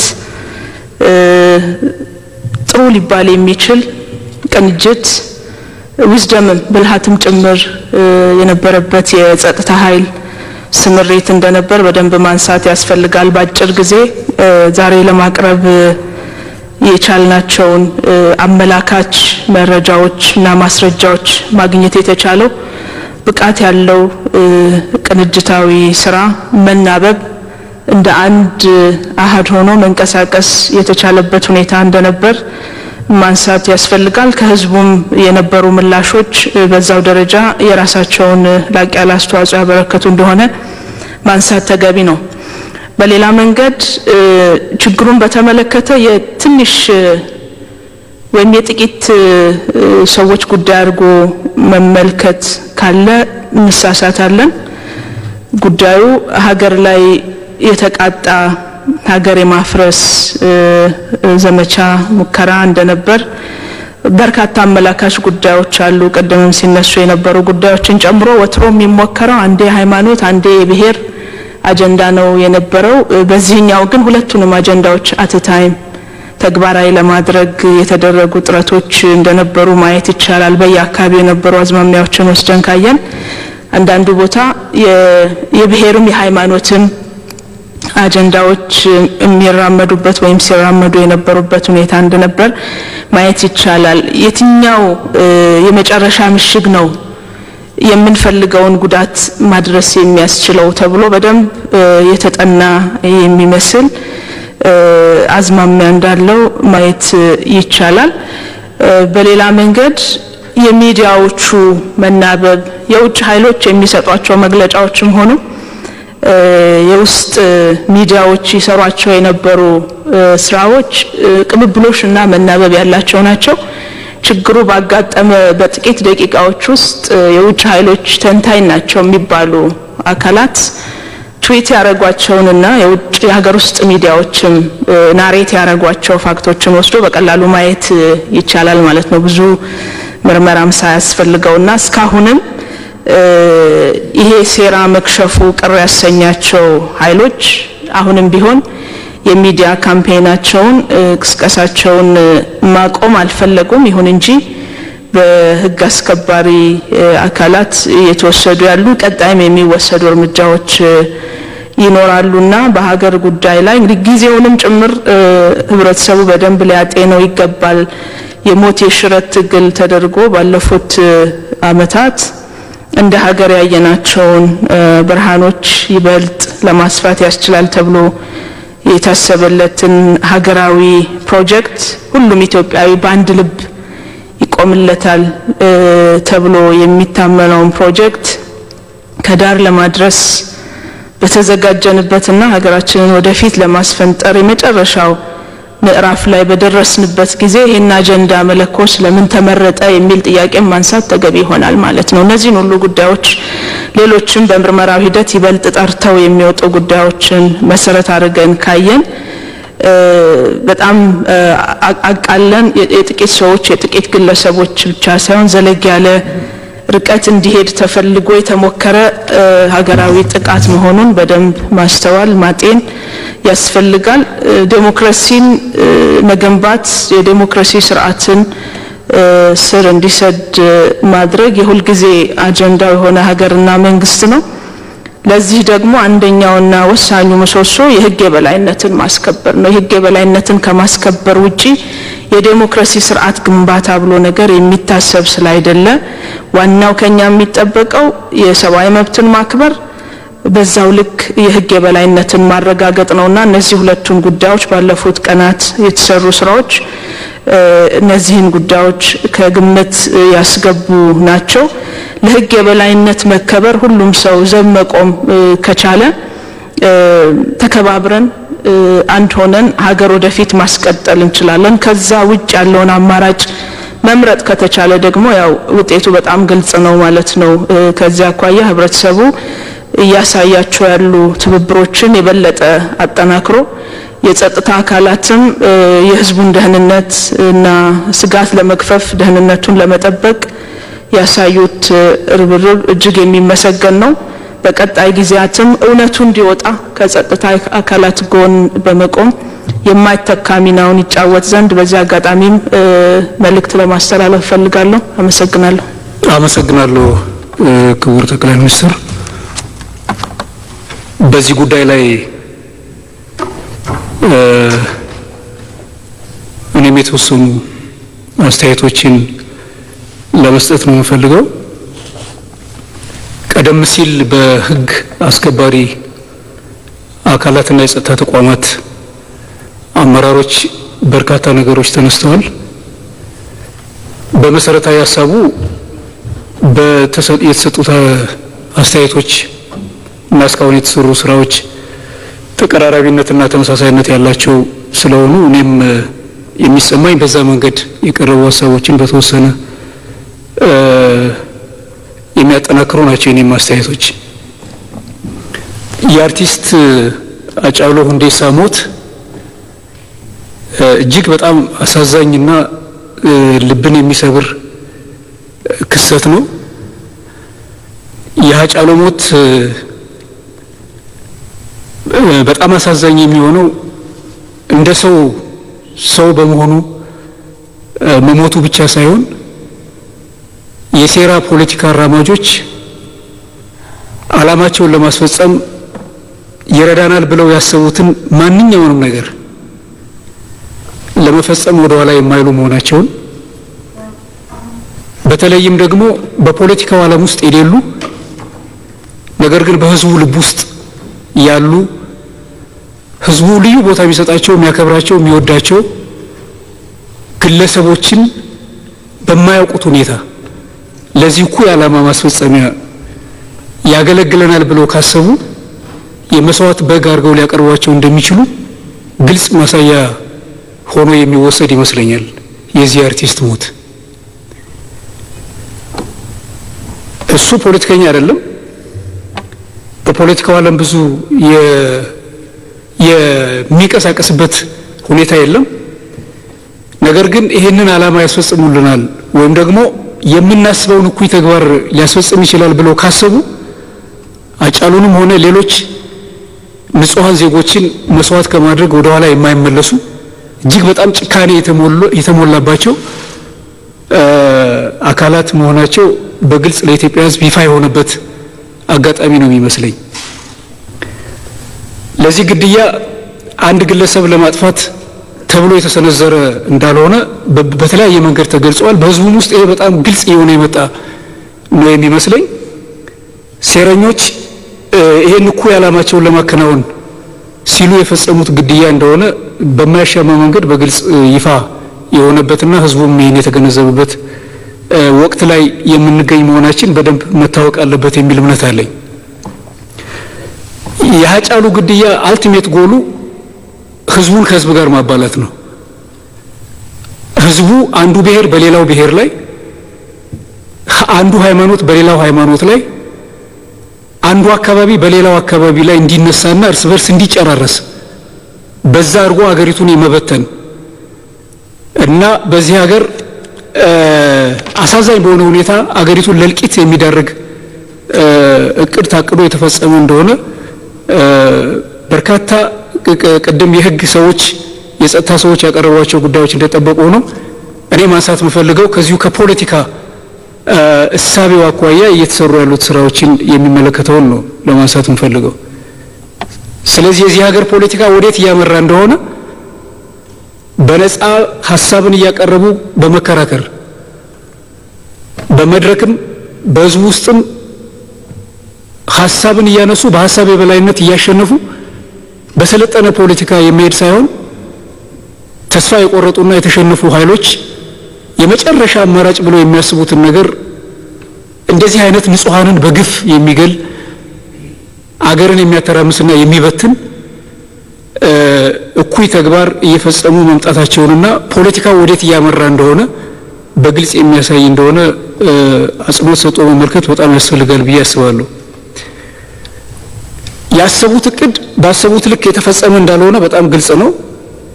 ነገር ግን ለበርካታ ዜጎች ህይወት መጥፋት ምክንያት መሆናቸው በከፊልም ቢሆን አልተሳካላቸውም ብሎ መውሰድ አይቻልም። የሚፈልጉት ይሄንኑ ስለሆነ ብጥብጡን፣ ሁከቱን፣ የዜጎችን ሞት እና የሀገርን አለመረጋጋት ለውጭም ለውስጥም ጥቃት እንድንዳረግ በተለይም ደግሞ በዚህ ወቅት በርካታ አደጋዎች በሀገሪቱ ላይ ባንዣበቡበት ጊዜ ይሄንን በማፋጠን የሀገሪቱን ህልውና ለመፈታተን ብለው ያቀዱት ትልቅ እቅድ እንደነበረ የሚታወቅ ቢሆንም በዛ ልክ ግን አላማቸው አልተሳካም። ይሄ ከሽፏል። ነገር ግን ይሄ ማለት የሞቱት ወገኖቻችን ዜጎቻችን ቁጥራቸው ቀላል ነው ማለት አይደለም። የወደመው ንብረት የጠፋው ሀብት በጣም ብዙ ነው። ስለዚህ ህዝቡ አመራሩ እና የጸጥታ መዋቅሩ በሚገርም ሁኔታ እርስ በርስ በመናበብና ተቀናጅቶ በመስራት ይሄን እኩይ ተግባር ባያከሽፉት ኖሮ በዚህ ሀገር ላይ ሊያስከትል የሚችለው አደጋ ማናችንም መገመት የምንችለው ነገር ይመስለኛል። ለዚህ ዓላማቸው ማስፈጸሚያ ደግሞ ቀድሞ የተቀነባበረ ስለሆነ ሚዲያዎች በደንብ ለዚህ የተዘጋጁ ሚዲያዎች ስለነበሩ እነዚህ ሚዲያዎች በግልጽ ቅስቀሳና ጦርነት አንዱ ብሔር በሌላው ብሔር ላይ እንዲነሳ እና ህዝቡ እርስ በርስ እንዲጫረስ ሊያደርጉ የሚችሉ ቅስቀሳዎችን ሲያካሂዱ በይፋ በአደባባይ ህዝቡ ለጦርነት ሲያነሳሱ እንደነበረ ሁላችንም የተመለከትነው ነገር ነው። ብዙ ሰዎች የሩዋንዳው አይነት ነገር በዚህ ሀገር በሚዲያዎች ምክንያት ሊከሰት ይችላል ብሎ ሀሳብ ሲሰጥ ይደመጣል። ሀሳቡ ትክክል ቢሆንም ግን በእኛ ሀገር በእነዚህ ሚዲያዎች እየተፈጸመ የነበረው ነገር ከሩዋንዳም በላይ እልቂት ሊያስከትል የሚችል እንደነበረ መታወቅ ያለበት ይመስለኛል። ልዩነቱ ኢትዮጵያ ውስጥ ህዝቡ ጠንካራ አንድነትና ትስስር የቆየ እሴት ስላለው ለሰላም ያለው ዋጋ ትልቅ ስለሆነ አገር የማስቀጠል የአገር ሉዓላዊነትና ህልውናን የበለጠ አጠናክሮ ለመሄድ ባለው ፍላጎት የተነሳ እጅግ በጣም የተሳሰረና አንዱ ከሌላው ተነጥሎ የማይታይ ህዝብ ስለሆነ ይሄንን ቅስቀሳ ይሄንን የሚዲያዎች ዘመቻ ከቁብ ሳይቆጥር መጣሉ ካልሆነ በስተቀር በሌሎች ሀገሮች የተፈጸመው እልቂት በዚህ ሀገር ላይፈጸም ምንም ዋስትና አልነበረውም። በፖለቲከኞች እና በዚህ ዙሪያ በተሰለፉ ሰዎች በተለይም ይሄን የጥፋት ተልዕኮ በሚያቀነባብሩና ከዚህ ጋር ተባባሪ በሆኑ አካላት ፍላጎት ቢሆን ኖሮ ህዝቡ በእነዚህ ቀናቶች ውስጥ በጣም ማናችንም ልንገምተው ከምንችለው በላይ ከፍተኛ የሆነ ደም መፋሰስና እልቂት ሊያስከትል የሚችል ሊሆን ይችል እንደነበረ ይታወቃልና ይሄ ቅድም በጠቀስኳቸው አካላት ቅንጅት በተለይም ደግሞ በኢትዮጵያ ህዝብ አስተዋይነትና ጨዋነት የከሸፈ አገርን ከልቂት ያዳነ ጊዜ ነውና በዚህ በእርግጥም ኢትዮጵያውያን ትልቅ ምስጋና ሊሰጣቸውና ኩራትም የሆኑበት አጋጣሚ ነበር ብሎ መውሰድ ይቻላል። ስለዚህ የሰሞኑ ክራይስ በአጠቃላይ በአመራሩ እና በመላው መዋቅር እንደዚሁም ደግሞ በህዝቡ ከመቼውም ጊዜ በላይ የጋራ ትብብርና አንድነት ያሳየበት አመራሩም አንድነቱን ይበልጥ ያጠናከረበትና በልህ ይሄን ጉዳይ ማኔጅ ለማድረግ የሰራበት ህብረተሰቡም ከመቼውም ጊዜ በላይ አንድነቱን ያሳየበት ለነሱ የጥፋት ቅስቀሳ ሳይሆን ለቆየው እሴቱ ጠበቃ ሆኖ የቆመበትና ህዝቡ በብስለት ይሄንን ጉዳይ ያከሸፈበት ስለነበረ ህዝቡም የፖለቲካ መዋቅሩም በአጠቃላይ የጋራ ቅንጅቱ ለዚህ የተሻለ አንዣቦ የነበረውን አደጋ በመቀልበስ ረገድ ያደረጉት አስተዋጽኦ ትልቅ ነበረ። ይሄን አጠናክረን መቀጠል ያለብን ይመስለኛልና በመጨረሻ እኔ ማለት የምፈልገው የጥፋት ስራ ከዚህ በኋላም ሊቀጥል ይችላል። ማናችንም እርግጠኛ ሆነን ከዚህ በኋላ ምን ሊፈጥሩ እንደሚችሉ እነዚህ ኃይሎች በሚችሉት ሁሉ አቅማቸው የፈቀደላቸውን ያህል ቀጣይ አገር ለማተራመስ አርፈው ይቀመጣሉ ማለት አይደለም። ይሄ የመጨረሻ ሙከራቸው ነው ብሎ መውሰድ የሚቻል አይመስለኝም። ከዚህ በኋላም የተለያዩ አይነት ሙከራዎችን ማድረጋቸው አይቀርም። ነገር ግን ማሸነፍ አይችሉም። ምናልባት ሊበጠብጡ አንዳንድ ስጋቶችን ሊጭሩ ምናምን ይችላሉ። ግን የተሸነፈ ኃይል መቼም ቢሆን እንደገና መልሶ አሸናፊ ሊሆን የሚችልበት እድል ስለሌለ የመንግስትና የፓርቲው መዋቅር እንደዚሁም መላው የሀገራችን ህዝብ ይሄንን የሴራ ፖለቲካ ልክ አሁን እንዳደረገው ከዚህ በላይ ጉዳዩን በግልጽ አውቋል። አሁን የወደፊቱ ጊዜ የተሻለ ይሆናል ብዬ የማስበው እነዚህ የሴራ ፖለቲካዎች ወዴት እያመሩ እንደሆኑ አሁን በግልጽ የታወቀበት ጊዜ ስለሆነ ከዚህ በላይ ህብረተሰቡ በንቃት አንድነቱን ይበልጥ አጠናክሮ አንዱ ከሌላው ጋር ሳይነጣጠል ይሄንን የተጠነሰሰ ሴራ ማክሸፍ የሚችልበት ከአባይ ጋርም ተያይዞ የውጭ ሚዲያዎች እያራገቡ ያሉትን እርስ በርስ ጦርነት ውስጥ እንደገባን እየተደረገ ነው እየተቀሰቀሰ ያለው። ስለዚህ ይሄ ከንቱ መሆኑን አንድነታችን መቼም ቢሆን የማይሸራረፍ የኢትዮጵያና የህዝቦቿ ቀጣይነት ማንም ሊያስቆመው የማይችል ያሰብነውን ለማድረግ ወደፊት ጉዟችን የማይስተጓጎልና ተጠናክሮ የሚቀጥል መሆኑን የበለጠ በልህና በቁጭት እያሳየ የምንሄድበት ሁኔታ መፍጠር ይኖርብናል። ለዚህ ደግሞ አመራራችንም መላው መዋቅራችንም ከህዝቡ ጋር በተለመደው መንገድ በጋራ በትስስር በቅንጅት ለመስራት ቁርጠኝነት ያሳየበትና በልህ እየሰራ ያለበት ጊዜ ስለሆነ ይሄን አጠናክረን መቀጠል ይኖር። ይህን አሳዛኝ ሁኔታና ወደ ከፋ ጥፋት እያመራ የነበረውን አገራዊ ቀውስ ለማክሸፍና ለመመከት ከፍተኛ ሚና የተጫወተውን ህዝባችንን፣ ሰራዊታችንን፣ ፖሊስንና በየደረጃ ያለው አካላትን ማመስገን እና አክብሮቴን እኔም ለመግለጽ እወዳለሁ። እጅግ ትልቅ ኃላፊነት ተወጥተዋልና በአሁኑ ሰዓት ኢትዮጵያውያን በዚህ መድረክ እጅግ በጣም ወሳኝ የሆኑ ምዕራፍ ላይ ይገኛሉ። ዘላቂ ጥቅማችንና ክብራችንን ለማስጠበቅ የያዝናቸው መሰረታዊ ጉዞዎች አሉ። አንደኛው በዚህ ወቅት ለዘመናት ኢፍትሐዊነት የነገሰበትን በእጅጉ ስንጓጓለትና ስንጠብቀው የነበረውን የህዳሴ ግድባችንን ወደ ወሳኝ ምዕራፍ አሸጋግረን የውሃ ሙሊት ለመጀመር በሚያስችለን እንቅስቃሴ ውስጥ እንገኛለን። ኢትዮጵያውያን በዚህ ሰዓት ከዳር እስከ ዳር ለዚህ ግድብ ወሳኝ ሚናቸው እንደተጫወቱት በዚህ ወቅትም በአንድ ልብና በአንድ ድምፅ ተሰማርተን ከየትኛውም አቅጣጫ የሚመጣን ተጽዕኖ ለዘመናት የነገሰን ኢፍትሐዊነት አሁንም ለማስቀጠል የሚንቀሳቀሱ ኃይሎችን ለመመከትና ያሰብነው ዳር እስኪደርስ መረባረብ ነበረብን። እጅግ የሚበዛው ህዝባችን በዚህ መስመር ላይ ይገኛል። ነገር ግን የህዝብን በመከፋፈል የስልጣን ምንጭ ብሔርን ከብሔር በማጋጨት የስልጣን መወጣጫ ምንጭ አድርገው የሚያስቡ ኃይሎች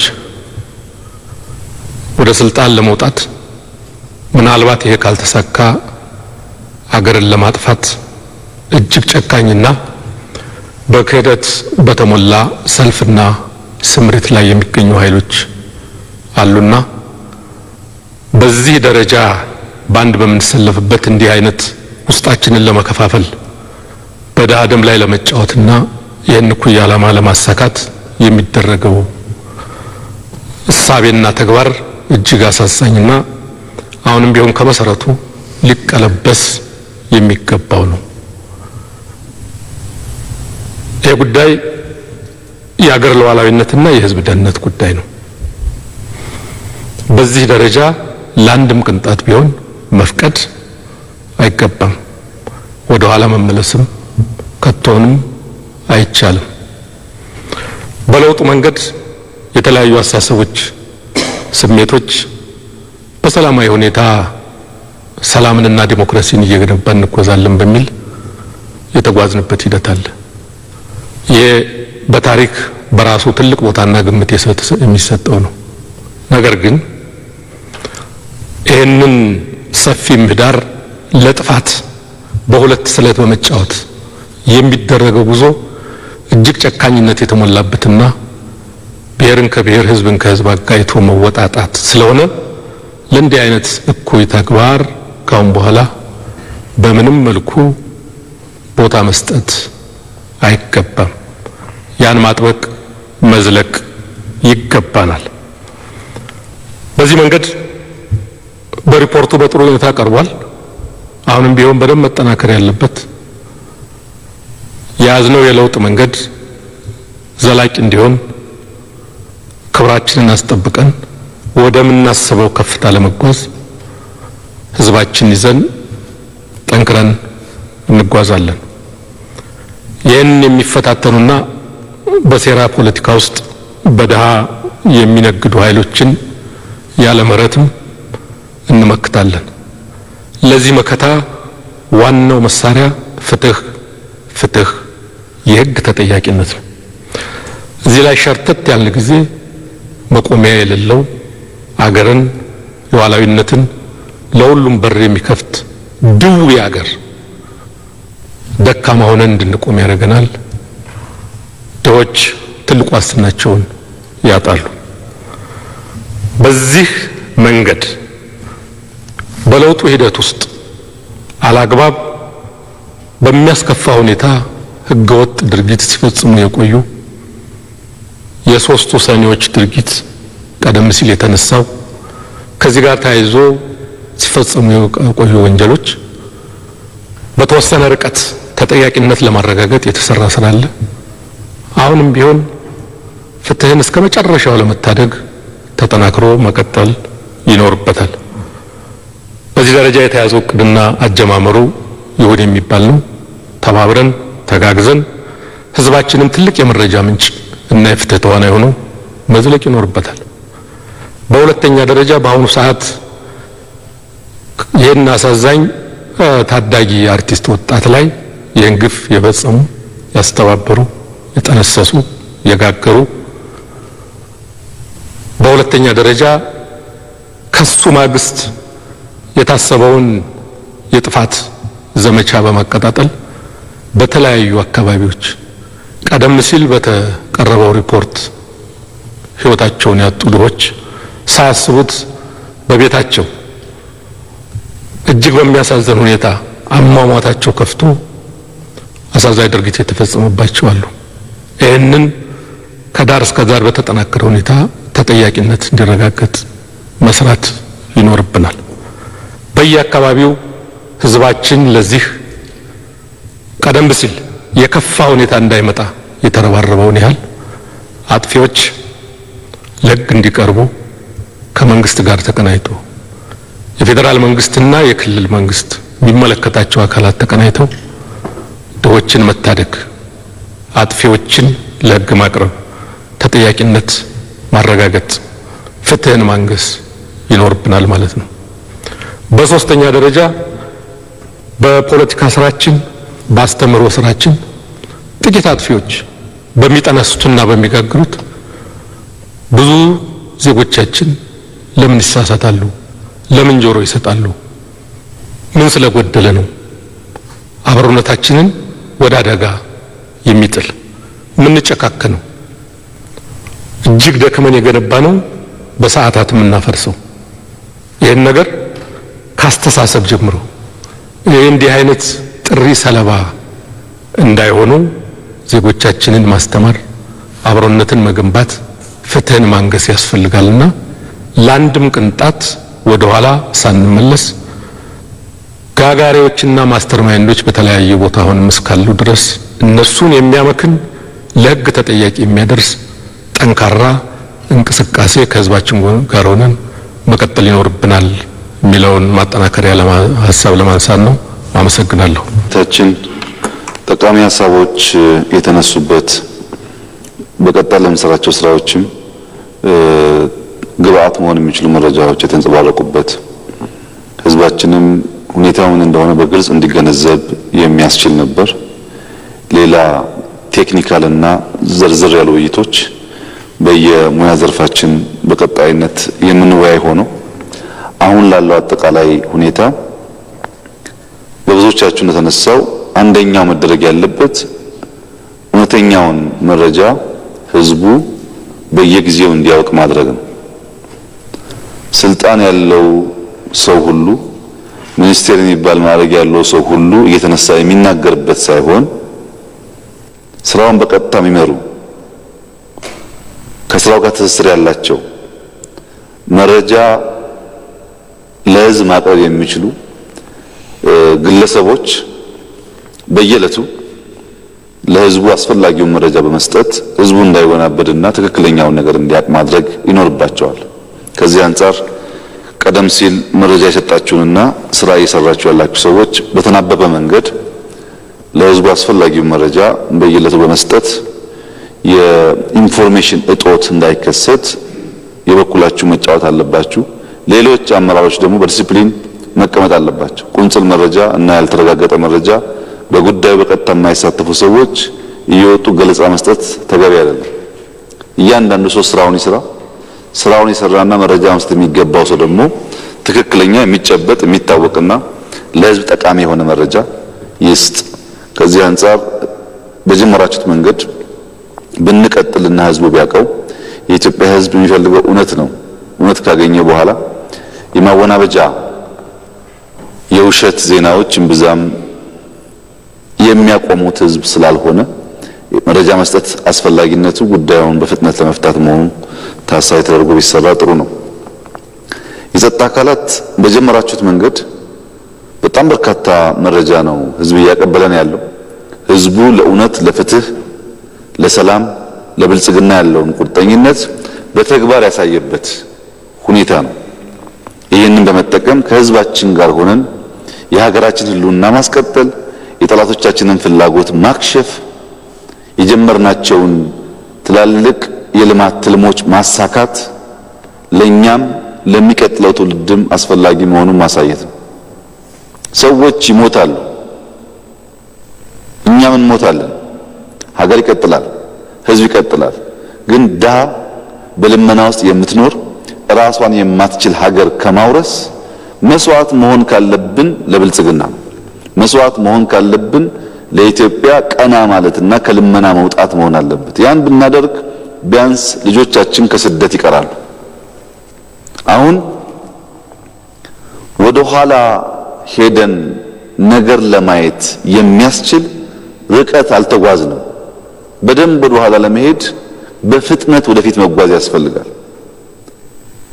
የሉሲን የሞተችበትን ቀንና ሁኔታ እየነገሩን ያሉ ሰዎች በፍጥነት ወደፊት መጓዝ የቻሉ ናቸው። ወደ ኋላ አጥርተህ ለማየት ወደፊት በፍጥነትና በእውቀት መጓዝ ይፈልጋል።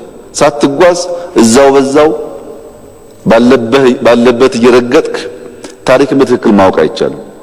ቴክኖሎጂ፣ እውቀት፣ ሀብት ሲኖር ነው ታሪክ የሚታወቀው።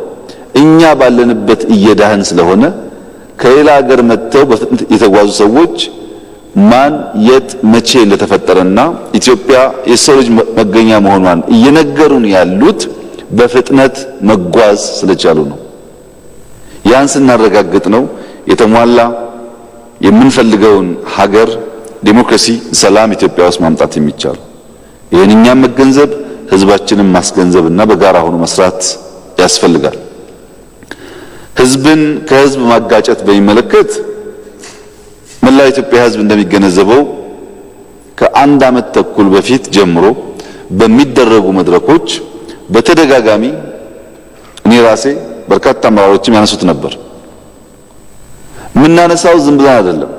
ከለውጡ በፊት በኢትዮጵያ ደህንነት መስሪያ ቤት የተቋቋመ ኢኤንኤን የሚባል ሚዲያ በኢትዮጵያ ታክስ ከፋዮች ደሞዝ የሚከፈለው በደህንነት መስሪያ ቤት የሚመራ ተቋም በደሌ አካባቢ ግጭት ሲፈጠር ኳስ እያሳየ ሰበር ዜና ኦሮሞና አማራ ብሎ ዘገበ። ይሄ በደህንነቱ ቢሮ የተቋቋመውና የሚመራው ሚዲያ ዋና ዓላማው የነበረው ለለውጥ የሚደረግ ጉዞ የተፋፋመበት ጊዜ ስለነበረ ኦሮሞና አማራ ተጋደሉ ብሎ በመላ አገሪቱ እነዚህ ህዝቦች በማጫረስ ጉዳዩን ለማደናቀፍ ነበር። በወቅቱ በኦሮሚያና በአማራ ክልል የነበሩ አመራሮች የሚናበቡ እያንዳንዷን እኩይ ፍላጎት የሚያውቁና የሚያከሽፉ ስለነበሩ በፍጥነት በመናበብ ያ ፍላጎት እንዳይሳካ ተደርጓል። የዛ ተቀጥያ ነው አሁንም በየጊዜው ህዝብን ከህዝብ ለማጋጨት በብሔር በሃይማኖት ለመክፈል ጥረት የሚደረገው። አዲስ ፍልስፍና አይደለም፣ የምናውቀው የኖርንበት ነው። በስርዓት ሲሰራ የነበረ ኢትዮጵያን የመከፋፈል ፍላጎት የመጨረሻው የማሳያ ጫፍ ነው። ይሄ ትናንት አልተሳካም፣ ዛሬም አይሳካም፣ ወደፊትም አይሳካም። ሙከራዎች ይኖራሉ፣ የሚከፈል ዋጋ ይኖራል። ኢትዮጵያ ግን ትቀጥላለች። ይህንን ማረጋገጥ በሚያስችል አግባብ ግልጥ ያለ በእውቀት የተመሰረተ አመራር መስጠት ከኛ ይጠበቃል። መጀመሪያ በብሔሮች በሃይማኖት ውጫዊ ነገሮች ደግሞ አልሳካ ሲሉ አመራሮች ታስረዋል። አብይ ታፍኗል፣ ሽመልስ ታስሯል፣ ታከለ ታስሯል፣ አዳነች ታፍናለች፣ ደመቀ እንደዚህ ሆኗል፣ አደም እንደዚህ ሆኗል፣ ፖሊስ ተከፋፍሏል፣ መከላከያ ተከፋፍሏል የሚሉ ኃይሎች ተቋም እንዴት እንደሚገነባ አያውቁም። ተቋም ገንብተው ስለማያውቁ ኢትዮጵያ ተቋም አልባ የሆነችው ተቋም መገንባት የሚችሉ ሰዎች ስላልነበሯት ነው። አሁን የሀገር መከላከያ ሰራዊት መፈንቅለ መንግስት ማድረግ እንዳይችል የሚፈልጉ ግለሰቦች ቢኖሩ እንኳን ማድረግ እንዳይችሉ የተደራጀ ነው። አይችልም። የኢትዮጵያ መከላከያ ሰራዊት የፖለቲካ ወገንተኝነት እንዳይኖር የተፈጠረ ነው። የብልጽግና ሰራዊት አይደለም፣ የሌላም ፓርቲ ሰራዊት አይደለም።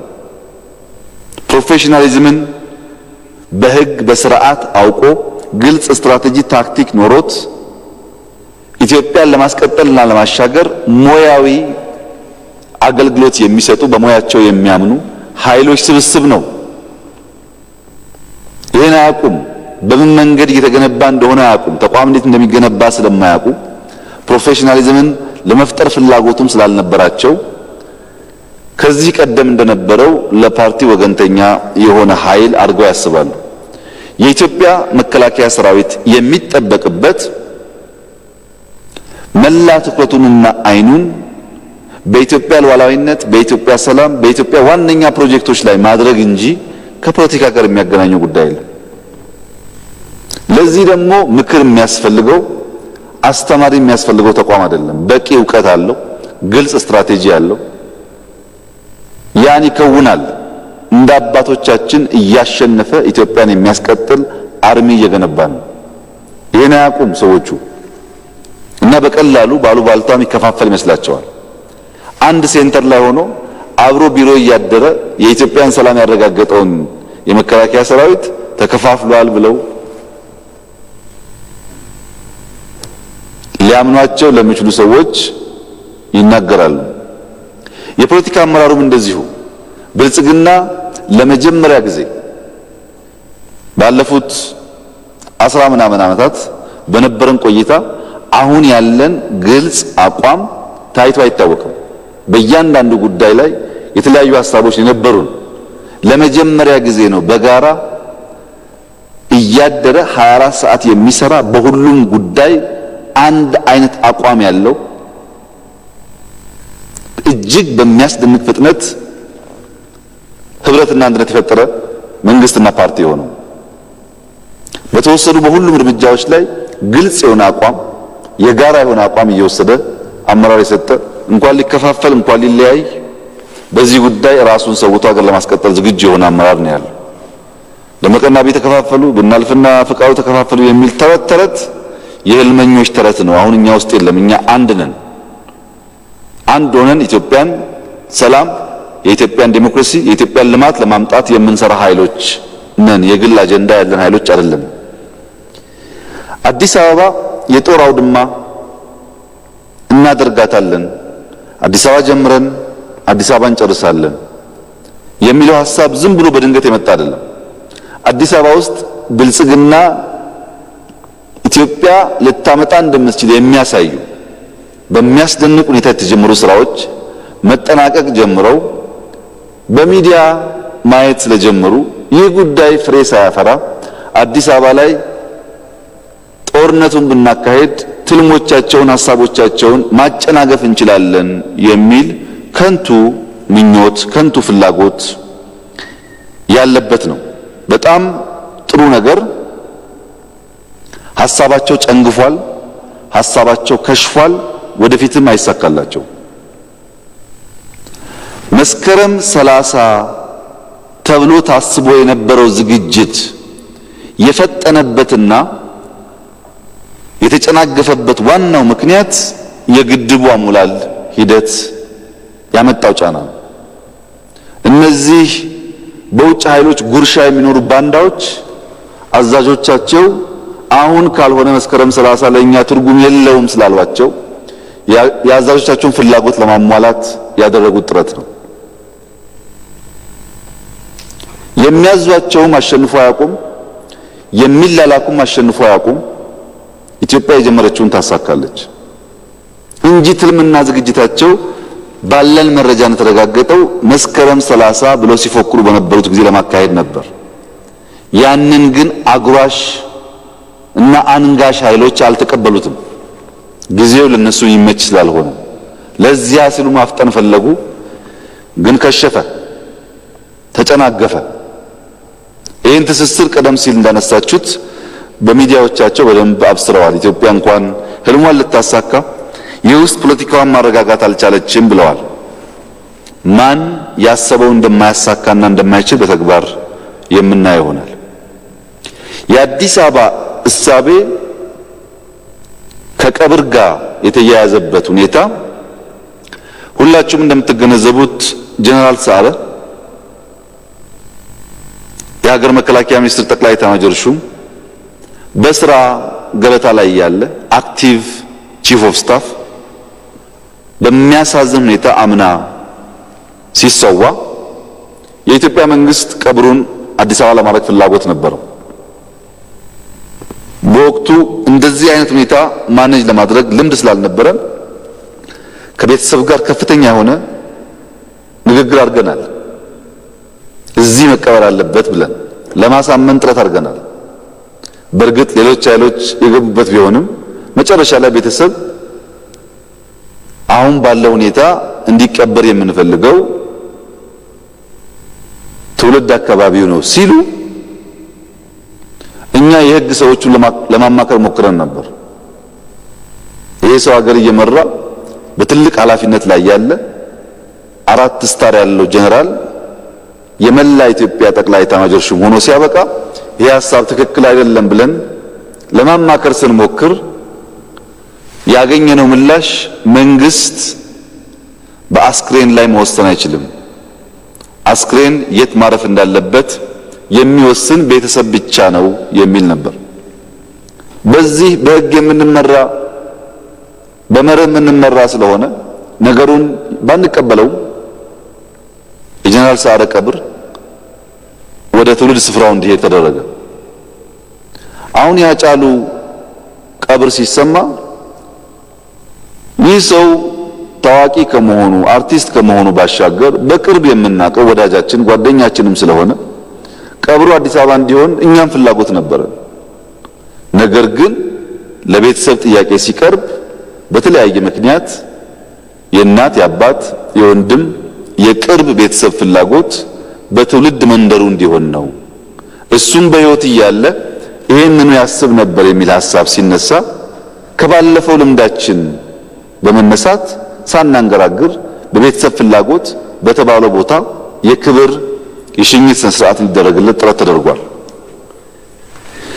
ይህንን ጥረት ለማደናቀፍ የሞከሩ ኃይሎች ቅድም ካልኳቸው ሐሳብ ጋር የሚያያዝ ነው እንጂ ከኛ በላይ ለሃጫሉ ቅርበት ስለነበራቸው ከኛ በላይ ወዳጅ ስለሆኑ አይደለም። በቁም ሲያራክሱ ሲሰርጉ የነበሩ ኃይሎች ናቸው አሁን ወዳጅ መስለው ቤተሰብን ማያገባችሁም ብለው ይህንን ጉዳይ መፍጠር የፈለጉት።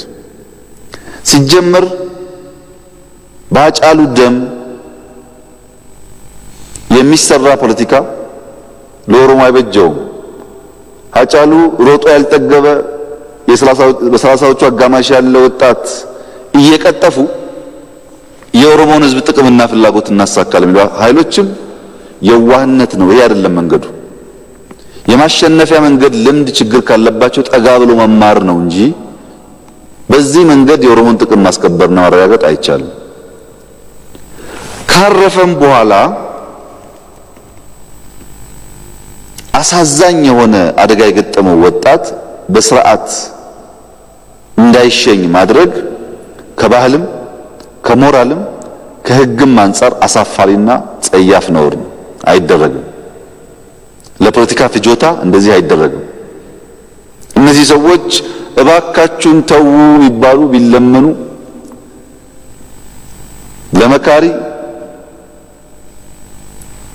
ለንግግር ፍጹም ዝግጁ ያልሆኑ ነበሩ። ትጥቃቸውን ኃይላቸውን ተማምነው የሚፈልጉት ረብሽ ስለነበረ ከዚህ አንጻር የፖሊስ ኃይላችን ምንም አይነት ነገር ሳያጋጥም በከፍተኛ የሙያ ብቃት በሁለቱ የታጠቁ ኃይሎች መካከል ግጭት ሳይፈጠር ትጥቅ ለማስፈታት የሄደው ጥረት እጅግ የሚያስደንቅ ነው። ምንም እንኳን አንድ የፖሊስ ኃይል የገደሉብን ቢሆንም ከዚያ በላይ ልቂት ከዛ በላይ ጥፋት ይካሄድ ይችል ነበር። ምክንያቱም በርካታው የክልሉ አመራሮች በዛ ጽፈት ቤት ተቀምጠው አመራር ይሰጡ ስለነበረ ግጭት ቢፈጠር በጣም በርካታ ሰዎች ሊጎዱ ይችሉ ነበር። እንግዲህ ይህን ጉዳይ የሚያደርጉ ሰዎች በግጭት በግድያ የኢትዮጵያን ሰላምና ዴሞክራሲ መገንባት አንችልም፣ ካላችሁበት ስደት በሰላም ግቡ፣ በሰላም ገብታችሁ በፖለቲካ ሐሳብ ተወያይተን በምርጫ አሸንፉ ያልናቸው ናቸው። በተደጋጋሚ ይሄ ሐሳብ ሲቀርብ ችግር እየገጠመን ያለው ልምድ የለንም፣ ልምዳችን መግደልና ማስገደል ነው እንጂ ሐሳብ በማመንጨት ሐሳብ በመሸጥ ህዝብ ማሰለፍ ልምድ የለንም የሚሉ ኃይሎች በተደጋጋሚ ግጭት በመፍጠር እና በግድያ በኢንትሪግ የኢትዮጵያን ፖለቲካ ወደ ኋላ ለመመለስ ጥረት ያደርጋሉ። ከልምዳችን እንደምንማረው በኃይል በጉልበት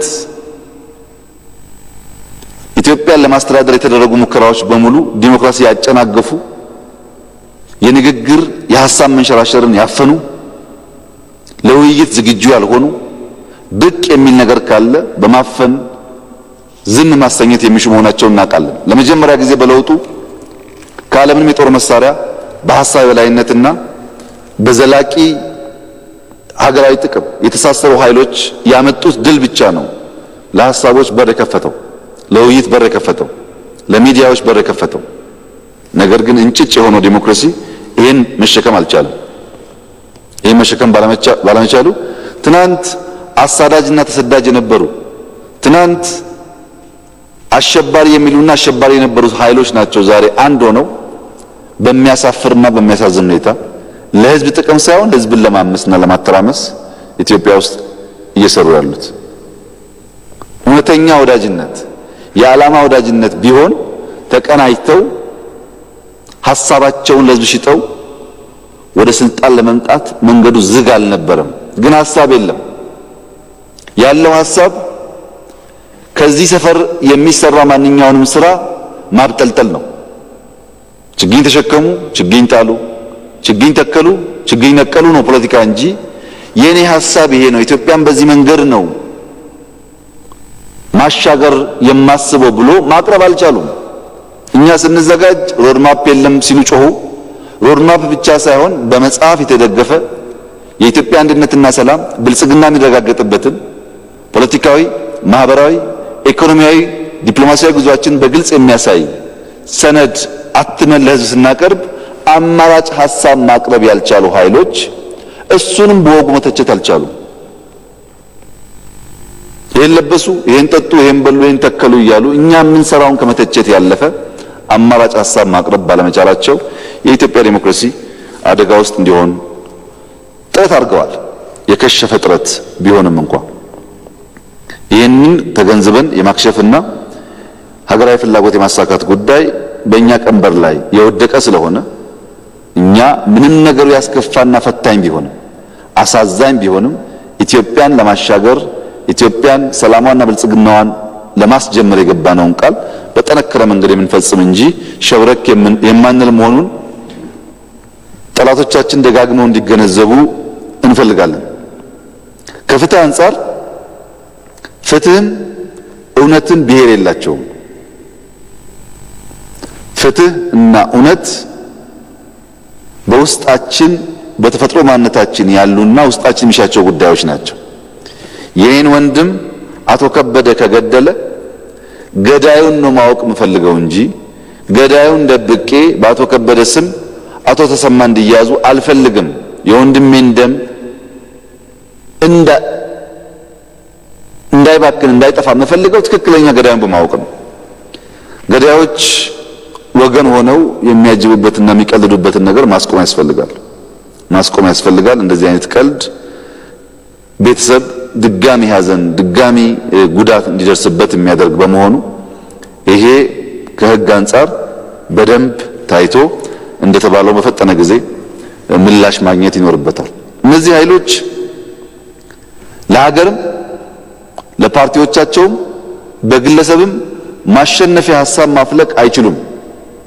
የተሸነፈ ጭንቅላት የሚያሸንፍ ሐሳብ ማፍለቅ አይችልም። እንኳን ዛሬ ሁሉ በእጃቸው ነው የተሸነፉ ኃይሎች ናቸው። ተሸንፈዋል። ማሸነፊያ ሐሳብ ማፍለቅ አይችሉም። የተሸነፉት ጭንቅላታቸው ውስጥ ነው። ጭንቅላት ውስጥ የተሸነፈ ኃይል የሚያሸንፍ አጀንዳ አምጥቶ አገር ማሻገር ስለማይችል የሚፈልገው የሚያሻግሩ ኃይሎችን ጎትቶ በሱ አውድ ጭቃ እንዲያቦኩ ማድረግ ነው። እኛ ከወደቁ ኃይሎች ጋር ወድቀን ጭቃ እናቦካም። እኛ የምናደርገው የኢትዮጵያን ብልጽግና፣ የኢትዮጵያን ዴሞክራሲ፣ የኢትዮጵያን ሰላም ለማምጣት ወጣ ብለን እንሰራለን። በሁሉም አውድ በተሻለ አቅምና ብቃት ሰርተን ይህን ማጨናገፍ እንደማይችሉ እናሳያቸዋለን። መንገድ እሱ ነው። የብሔርና የሃይማኖት ግጭት ሊፈጥሩ እንደሚችሉ በተደጋጋሚ እየተነሳ ያለ ቢሆንም በተደጋጋሚ ከሽፎ አይተውታል። ኢትዮጵያ አትመችም ለዚህ። ሰው በስሜት በንዴት ሊገል ሊሞት ይችላል። ነገር ግን በሚያስቡት መጠንና ስፋት ኢትዮጵያ ውስጥ ማምጣት አይቻልም። ህብረተሰቡ ከዚህ ባሻገር አዳዲስ ሐሳብ ከሌላቸው በተለመደ ፋሽንና ሐሳቤ ዳግም እንዳያጨርሱን ራሱን፣ አካባቢውን፣ ሀገሩን መጠበቅ አለበት። ኢትዮጵያ የዛሬ 100 ዓመት ሊያፈርሷት ሊወሯት ያሰቡ ያልተሳካላቸው ዛሬ በ21ኛው ክፍለ ዘመን በተሻለ አቅም ላይ ሆና ሌሎች ኃይሎች እንዲበትኗት መፍቀድ ከማንም ኢትዮጵያን ወዳለው ከሚል ዜጋ አይጠበቅም። ሀገር አልባ መሆን አደገኛ መሆኑን ከሲሪያ፣ ከየመን፣ ከሊቢያ ተምረናል። ሀገራችንን እንፈልጋለን። ልጆቻችን በሀገራቸው ኖሩ እንፈልጋለን። ይህን የሚያደናቅፉ ኃይሎችን በመታገል ማስቆም ከሁላችን የሚጠበቅና አመራር የሚሰጥበትም ይሆናል። ሌላው አዲሱ ፋሽናቸው አህዳውያን ወይም የፌዴራል ስርዓት የሚቃረኑ ኃይሎች ለማለት ይፈልጋሉ። እኛ እውነተኛ የፌዴራል ስርዓት የምንገነባ በየክልሉ ፑፔት አስቀምጠን የህዝብ ሀብት የምንዘርፍ ኃይሎች አለመሆናችን ህዝቡ ይገነዘባል። እውነተኛ የፌዴራል ስርዓት እየገነባን በመሆኑ ነው 9 ክልል የነበረው ሀገር አሁን እስካሁን ባለው ሁኔታ ቢያንስ 10 ክልል የሆነው። የፌዴራል ስርዓት የተጠናከረ እንጂ የተዳከመ አይደለም። እውነተኛ እንዲሆን ነው እኛ የምንሰራው። እውነተኛ የፌዴራል ስርዓት ኢትዮጵያ ውስጥ እንዲገነባ እንፈልጋለን። የትናንቱ ማላገጫውና የውሸት ፌዴራል ስርዓት ግን ለማንም ስላልበጀ ስላልጠቀመ እንዲቀጥል አንፈልግም። በህግ የሚመራ በእውነት የሚመራ በስርዓት የሚመራ የፌዴራል ስርዓት ነው እየገነባን ያለ ነው። ይሄ መቀስቀሻ ሐሳብ መሆን አይችልም። ሐሳብ ማመንጨት ያስፈልጋል። ውሸት ስለሆነ ብዙ ርቀት አይወስድም። እንደዚህ አይነት አሉባልታዎች፣ እንደዚህ አይነት ወሬዎች በዓለም ላይ ፌክ ኒውስ የሚባለው የውሸት ኒውስ በስፋት የተለመደ ሆኖ መጥቷል። ይሄን በየቀኑ እውነተኛ መረጃ በመስጠት ማክሸፍ ያስፈልጋል። ከሚዲያ አንጻር ህገወጥነት ለሚዲያ አልተፈቀደም። ህገወጥነት ለፖለቲከኞች አልተፈቀደም። ህግ በሁሉ ላይ ስለሚሰራ በትክክል የዲሞክራሲ አውዱን ለማስፋት የሐሳብ መንሸራሸር ለማምጣት የሚሰሩ ሚዲያዎች ሊበረታቱ ይገባል። ነገር ግን ሩዋንዳ የነበረውን ጥፋት ኢትዮጵያ እንደግማለን ብለው ተነስ ኦሮሞ፣ ተነስ አማራ፣ ተነስ ጉራጌ፣ ተነስ ስልጤ የሚሉ የሚዲያ ተቋማት በህግ መጠየቅ አለባቸው። ሚዲያ እንዲሰፋ እንፈልጋለን፣ ሐሳብ እንዲሰፋ እንፈልጋለን። ግን ህግ እያከበሩ ነው። ህግ የማይገዛው ሚዲያ፣ ህግ የማይገዛው ማንኛውም ዘመናዊ ትጥቅ ጥፋት ሊያመጣ ስለሚችል ሊፈቀድ አይገባውም። ይሄ በጥንቃቄ በእውቀት እና በህግ መመራት አለበት። ህጉም እንዳይዘገይ የዘገየ ፍትህ ከፍትህ ስለማይቆጠር አቃቤ ሕግ እንዳነሱት በፈጠነ ጊዜ ምላሽ እንዲያገኝ መሰራት ይኖርበታል። እንግዲህ መላው የኢትዮጵያ ህዝብ ሀገር የማፍረስ እኛን እርስ በርስ የማባላት ፍላጎቶች ተንጸባርቀዋል። እነዚህ ፍላጎቶች አይሳኩም። ነገር ግን የሚያደርሱት ኪሳራ ያደገ እንዳይሆን መላው የኢትዮጵያ ህዝብ እውነቱን በሰከነ መንገድ አውቆ የሀገሩን ትልሞች እና የልጆቹን የመጻኢ ማረፊያና መኖሪያ ሀገር የመገንባት ስራው ላይ ሳይዘናጋ ከሀገር መከላከያ ሰራዊት፣ ከፌዴራል ፖሊስ፣ ከአካባቢ ሚሊሻዎች በትብብርና በቅንጅት ስራውን እንዲሰራ ጥሪ ማቅረብ እንፈልጋለን። መላው የመከላከያ ኃይላችን በጀመርነው የተቋም ግንባታ እና የለውጥ ስራ መሰረት ፕሮፌሽናሊዝም መሆኑን ሳይዘናጋ ሙሉ ትኩረትና አይኑን በሀገራዊ ትልሞች ላይ ማድረግ አለበት። ኮሽ ባለ ቁጥር ሀገራዊ ትልሞች የሚቆሙ የሚደናቀፉ መሆን የለባቸውም። ዋና ፍላጎቶቻቸው እኛን ከትኩረቶቻችን ማንሳትና ፎከስድ እንዳንሆን ማድረግ ስለሆነ ይህ እንዳይሳካ ሙሉ ትኩረታችን በዋናው ሀገራዊ አጀንዳ ላይ እንዲሆን አደራ ማለት እፈልጋለሁ። የዲፕሎማሲ ተቋሞቻችንና ምሁራኖቻችን በዓለም መድረክ ላይ እውነትን ይዘው እየሞገቱ የኢትዮጵያን እውነት ለማውጣት ያደረጉት ጥረት በመንግስት የሚመሰገን ሆኖ ይሄ በቀጣይ ተጠናክሮ እንዲቀጥል መንግስት በድጋሚ ጥሪ ያቀርብላቸዋል። እስካሁን ላደረጉት ጥረት ከፍተኛ ምስጋና ያለን መሆኑን መግለጽ እንፈልጋለን። በጣም በሚያስደንቅ ሁኔታ ሀገርኛ ቋንቋ የማያውቁ በውጭ የተወለዱ ሳይቀሩ ለሀገራቸው በሚያስደንቅ ጥብቅና እና በእውነት ቆመው በዓለም መድረክ ኢትዮጵያ ቀና እንድትል አድርገዋታል። ይህ ተጠናክሮ የሚቀጥል ይሆናል። መንግስት የህግ የበላይነትን ለማስከበር የኢትዮጵያን ሰላም ለማረጋገጥ ትልሞቿን ከግብ ለማድረስና የብልጽግና ጎዳናችን እንዲሰምር ቀንከሌት ዛሬም እንደትናንቱ ይሰራል። ካለንም ጥርጥር ኢትዮጵያ ትሻገራለች። ካለንም ጥርጥር ሰላማችን ይረጋገጣል። ጠላቶቻችን ከከንቱ ፍላጎቶቻቸው ጋር ይጠፋሉ። በውስጥም በውጭም ያሉ ተኳሽም አስተኳሽም ኃይሎች ቃታቸውን በንጹህ ዜጋ ላይ መምዘዝ እንዳይችሉ መላው የፍትህ አካላትና ህግ አስከባሪ አካላት በነቃ መንገድ ስራቸውን እንዲሰሩ ማሳሰብ እፈልጋለሁ። በዚሁ አግባብ የጀመርነውን የሰላም ጉዞ አጠናክረን እንቀጥላለን። ወንጀለኞች ለህግ ይቀርባሉ። የጀመርነው እያንዳንዱ እንቅስቃሴ ግቡን ይመታል። ከዚህ ሊያስቆመን የሚችል ኃይል፣ ፍላጎት፣ መሻት እንዳይሳካ በተደመረና አንድ በሆነ መንገድ አመራር እየሰጠን ህዝባችንን የምናሻግር መሆኑን በድጋሚ ማረጋገጥ እፈልጋለሁ። አሁን ለነበረን ጊዜ ምስጋናዬን እያቀረብኩ ሌሎች ዝርዝር ጉዳዮች በተለያየ መድረክ የምናይ መሆኑ ለዛሬው በዚሁ እንድንጨርስ አመሰግናለሁ ማለት እፈልጋለሁ።